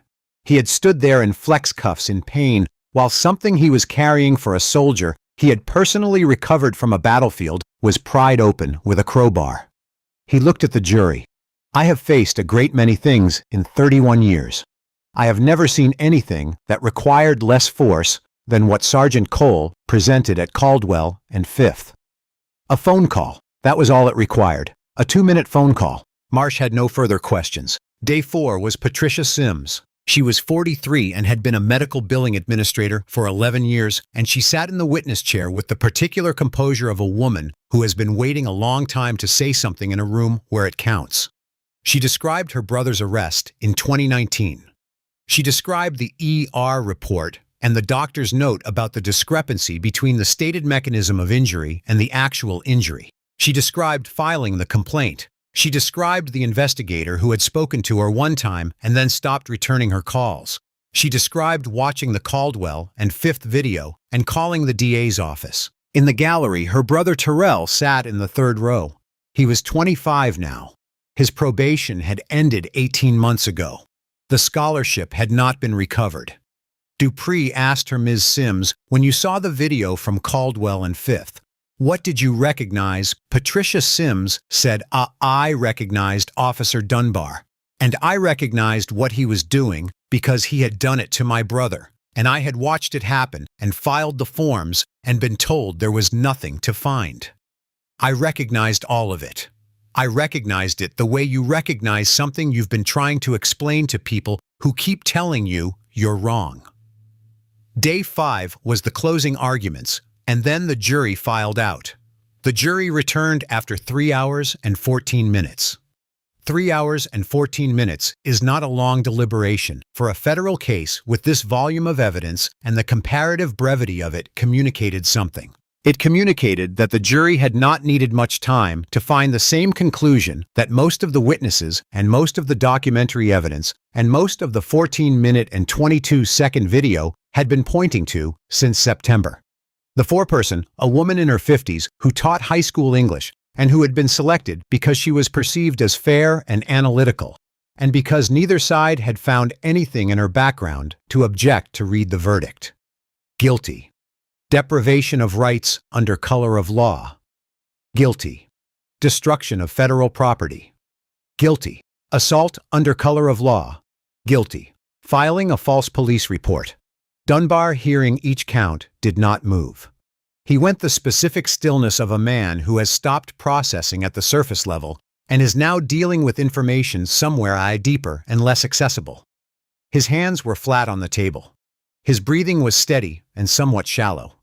He did not look at his attorney, or at the gallery, or at the jury. He looked at the table in front of him. In the gallery, 4 rows back, Darius Cole sat in his Army service uniform. He did not react visibly to the verdict. He had expected it. The evidence had been what it was, and he had understood from the day after Caldwell and 5th that the outcome of the trial was less important than the fact of it, less significant than the thing that was being named and documented in a federal court for the first time, that what had happened to him that September afternoon was not an aberration or a misunderstanding, but a crime, and that crimes had names and consequences. He was glad the jury said it. He was glad it was on the record.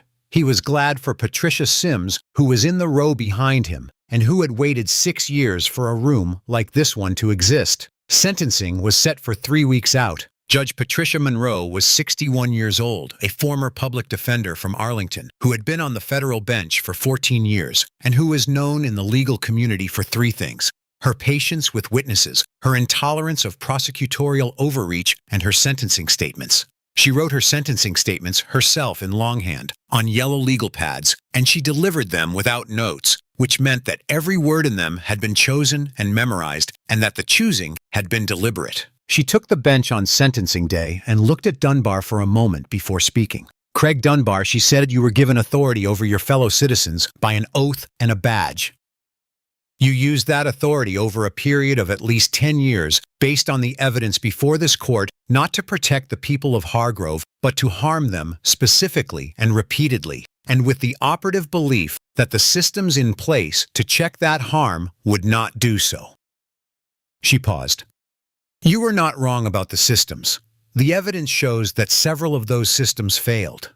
You are not solely responsible for those failures, but you are responsible for your choices within them and for the injury those choices produced. She named each victim. She named each complaint. She named each injury with its medical documentation in order slowly giving each one its moment. On September 11th of last year, she continued, you stopped a decorated United States Army Master Sergeant on a public sidewalk, struck him with your baton, placed him in restraints, and destroyed the property he was transporting to a fallen soldier's family. You did this in full view of witnesses and recording devices, and you did it because a black man walking confidently down a street carrying expensive property was in the operating logic you had developed over 11 years suspicious, not for any articulable reason related to actual criminal behavior. Suspicious because of who he was and what he looked like, and because your internal calculus constructed over a decade of unchecked behavior told you that men like him needed to be corrected. She looked at him directly. This court finds that your actions were not the product of a bad day or a poor decision in a stressful situation. They were the product of a belief held consistently acted upon repeatedly, that your badge exempted you from the constraints that govern the rest of us. It did not. It never did. She sentenced him to 18 years in federal prison, no possibility of parole with the civil judgments from the Sims lawsuit and the 4 additional civil complaints to attach to any future assets. The gavel came down. The sound of it was quiet in the federal courtroom, not the dramatic crack of a film courtroom, but the deliberate wooden sound of a real one, the sound of a decision becoming a record. Dunbar was remanded immediately. As the marshals turned him toward the side exit, his path passed along the edge of the gallery. He did not look at Cole. He looked at the floor, then at the wall, then at the door that led to where he was going. Cole watched him pass. He did not speak. He did not move. He sat perfectly still, hands in his lap, and held his gaze on the side door until it closed behind Craig Dunbar and the 2 marshals and the sound of footsteps moving away down a corridor. The rescheduled ceremony took place on the morning of October 14th, a Thursday, clear and cold, in the specific way of early Virginia autumn, the kind of cold that arrives without warning, and that carries in it the first genuine suggestion that summer's assumption of permanence was always provisional. The main hall of Hargrove City Hall had been opened, the chairs arranged, the podium set. The mayor's office had sent flowers, not the elaborate arrangement of a gala, but simple white chrysanthemums, the kind you bring to show respect rather than festivity. The hall filled to approximately 120 people, which was beyond its intended capacity for an event like this, and the city employees who managed the space had made the sensible decision to stop counting at a certain point and simply open the back doors to accommodate whoever needed to be there. It was, by the standards of military honor ceremonies, a simple event. There was no band, no flyover, no elaborate protocol. There was a podium and a flag and a soldier and a mother and a room full of people who had followed this story through its months of legal proceedings and who had come on a Thursday morning to see it end the right way. Cole walked the center aisle carrying the oak presentation case. He had been walking this aisle in this configuration, carrying this weight in one form or another for 12 times now. And each time it had been the same and different. The same physical act inflected by the specific particularity of each life that the case represented. He knew walking at this time that this was the one he would carry with him longest. Not because Marcus Webb was his favorite or his best. You were not supposed to have favorites, and Cole had never allowed himself to in the professional sense, but because this one had required something different of him. This one had tested a thing he had not known until Caldwell and Fifth was testable. The room came to its feet without instruction. One person stood first near the back, Jalen Booker in a new jacket, and then the rows around him, and then the whole room in the quiet and unanimous way of people who have collectively decided what the moment calls for. At the front of the room, General Raymond Okafor stood in full dress uniform, the four-star version of which he had not worn before today on this assignment. He had worn it because he had decided privately that Marcus Webb and Darius Cole had earned the full weight of whatever institutional authority he could bring to bear on this occasion. Cole stopped before Diane Webb, who was seated in the front row between her sister and the Hargrove city chaplain holding a handkerchief that she had not yet needed. He stopped. His heels came together. He held the case out with both hands, and the room was so quiet that Diane's breathing was audible. "Ma'am," Cole said, "on behalf of a grateful nation, and on behalf of the men, Marcus saved the 3 Rangers who are alive because of what your son did in that valley. Please accept this flag as a symbol of a grateful nation's thanks for the service of your son, Corporal Marcus DeAndre Webb, 75th Ranger Regiment, United States Army." He had said those words 12 times.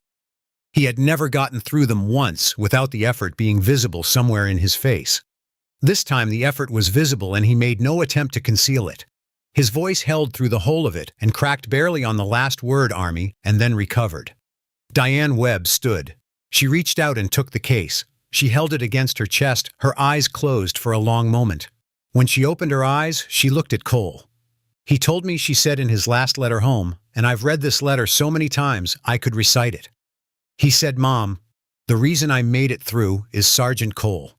He never let me be anything less than what I was capable of. He never let me settle. And because of that, I know I'm doing the right thing, and I'm doing it right.'" She looked at the case in her arms, and then back at Cole.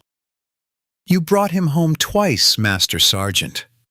I need you to know I understand that."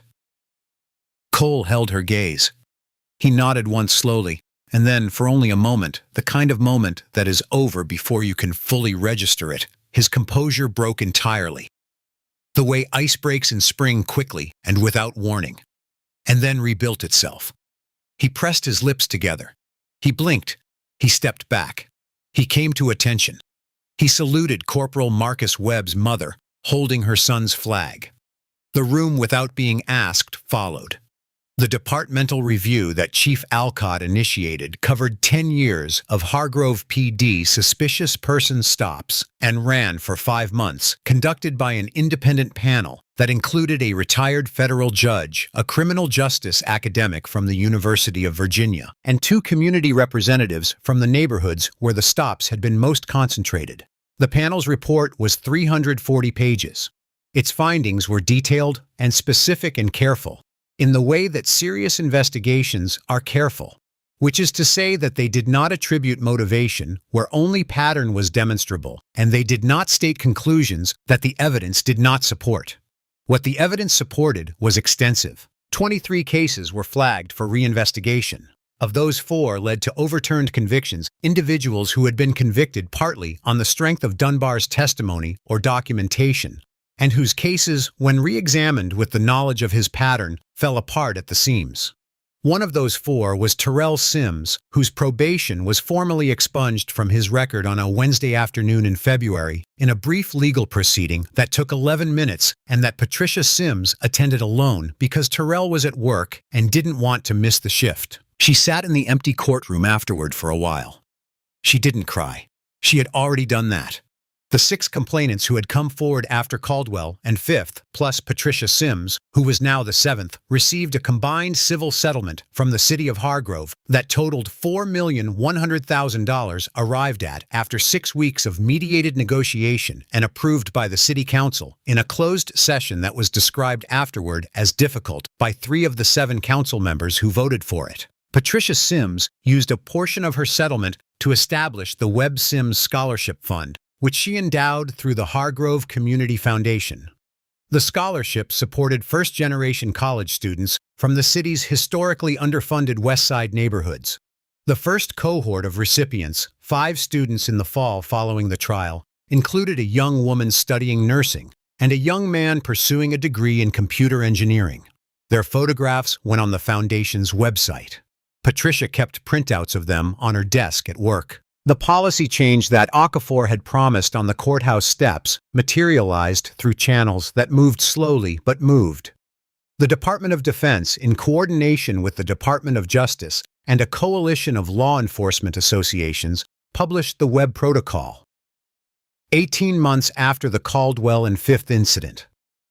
A formal set of guidelines establishing interaction procedures between civilian law enforcement and active-duty military personnel conducting official transport details.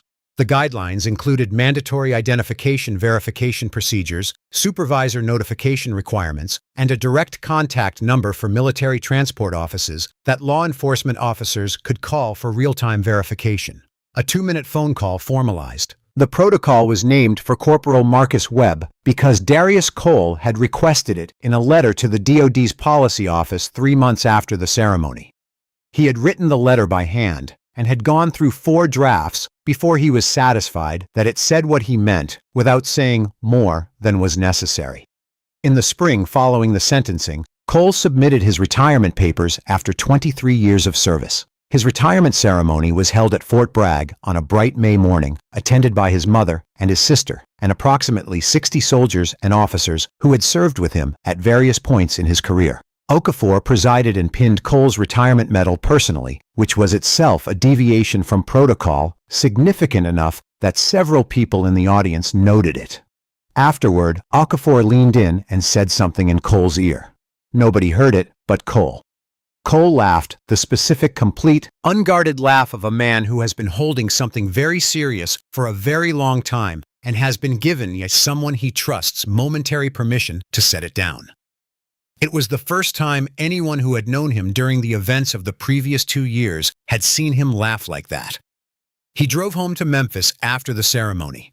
He had no particular plan, which was itself an unusual condition for a man who had operated under explicit plans for 23 years. He had a small house, a truck that needed work, a mother he had been promising to visit more, and a career that was over in its old form and not yet defined in its new one. He had been approached about veteran advocacy work, about speaking engagements, about consulting. He had not yet decided. What he did in the weeks immediately following his retirement was visit Diane Webb. He drove to the Memphis suburb where she lived. She had moved from Hargrove 6 months after the ceremony. Closer to her sister, and he sat with her on her porch on a Sunday afternoon, and they drank iced tea and talked about Marcus. Not about the trial, or the protocol, or the aftermath, but about Marcus himself, about the specifics of him, his laugh, his habit of underestimating his own capability, his insistence on calling his mother every Sunday without fail, no matter where he was or what time zone he was operating in. Cole told her about the career fair, about the questions Marcus had asked that were sharper than expected, about the letter of recommendation Cole had written, which he had kept a copy of. Diane told him about Marcus at age 9, insisting that he could figure out how to fix his bicycle himself rather than ask for help, and spending an entire Saturday doing so successfully. They sat on the porch until the afternoon turned to evening, and the lightning bugs came out, which was Marcus's favorite thing about Memphis summers, according to the last letter Diane had received from him. Cole drove home in the dark and sat in his driveway for a while before going inside. Craig Dunbar was processed into a medium-security federal correctional facility in Ohio 6 weeks after sentencing. His entry was unremarkable in the institutional sense paperwork processing assignment, and remarkable in the informal sense that news of who he was and what he had done had preceded him through channels that federal facilities have for such things. He was not a celebrity, not in the way that some high-profile federal inmates are celebrities. He was simply known, which was its own condition. He was remembered in Hargrove not primarily as a cautionary tale, though he was that. He was remembered as the catalyst for things that had not existed before him: the panel review, the overturned convictions, the settlement, the scholarship, the protocol. Every one of those things had a cost, and most of that cost had been paid by people who had not chosen to pay it, and the fact that something useful had grown from harm did not redeem the harm. But it was there, and it was real, and it had his name on it, whether he wanted it to or not. At the Hargrove Police Department's annual ethics training beginning in the year following the trial, The curriculum included a 20-minute segment on the Caldwell and 5th incident. A photograph of Craig Dunbar in uniform from his department ID appeared on the screen during this segment. The instructor, a woman who had joined the department 2 years before the incident and who had been in the crowd at Caldwell and 5th that September afternoon, though she had not been in uniform and had not been visible on the footage, said the same thing each time she reached that photograph. This is what happens when the badge becomes an exemption rather than a responsibility. This is what happens when power is not examined. Take a good look at it. Remember it. And then remember Sergeant Cole, what he was doing that day, what he was carrying, and how he carried himself when someone tried to take it from him. She paused. Be Cole. Don't be Dunbar. Darius Cole never asked to be the face of anything. He was a soldier on a soldier's mission, carrying the last things a mother would receive from her son, walking 2 blocks on a September afternoon, trying to be on time the way he was always on time. He didn't raise his voice at Caldwell and 5th. He didn't lose his composure. He didn't give Craig Dunbar a single thing that could have been used to turn the story into a different story. He held the line not because he was a symbol or because he knew what would come after, but because Marcus Webb deserved to come home with his flag intact, and Darius Cole was not going to be the reason that didn't happen. Craig Dunbar is serving 18 years. He will be 56 when he is released, assuming he serves his full sentence, which the terms of his conviction require. His face is on the screen at Hargrove PD ethics training. His name is attached to 4 overturned convictions, a federal protocol, a scholarship fund, and one of the most viewed videos in Hargrove's history. He wanted to be remembered, and he is. Whether that is what he meant by wanting is a question with an obvious answer and no comfort in it. The flag that Marcus Webb earned flies over Hargrove City Hall. On the first anniversary of Caldwell and 5th, Diane Webb drove to the building alone early in the morning before the city was fully awake, and she stood in the parking lot and watched the flag move in the October wind. She stayed for about 10 minutes. She did not take a photograph or post anything or speak to anyone. She watched the flag and she thought about her son, and then she got in her car and drove home. Some things don't require an audience. Some things only require that someone who loved the person is there to witness that the person mattered, and that what they gave was received, and that it was not forgotten. Marcus Webb was not forgotten. If this story moved you, if it made you think about the men and women who carry these missions, and about what they deserve when they come home, please subscribe to our channel. There are more stories like this one, stories of dignity and discipline, and the kind of justice that takes time but arrives. We'll be here when it does.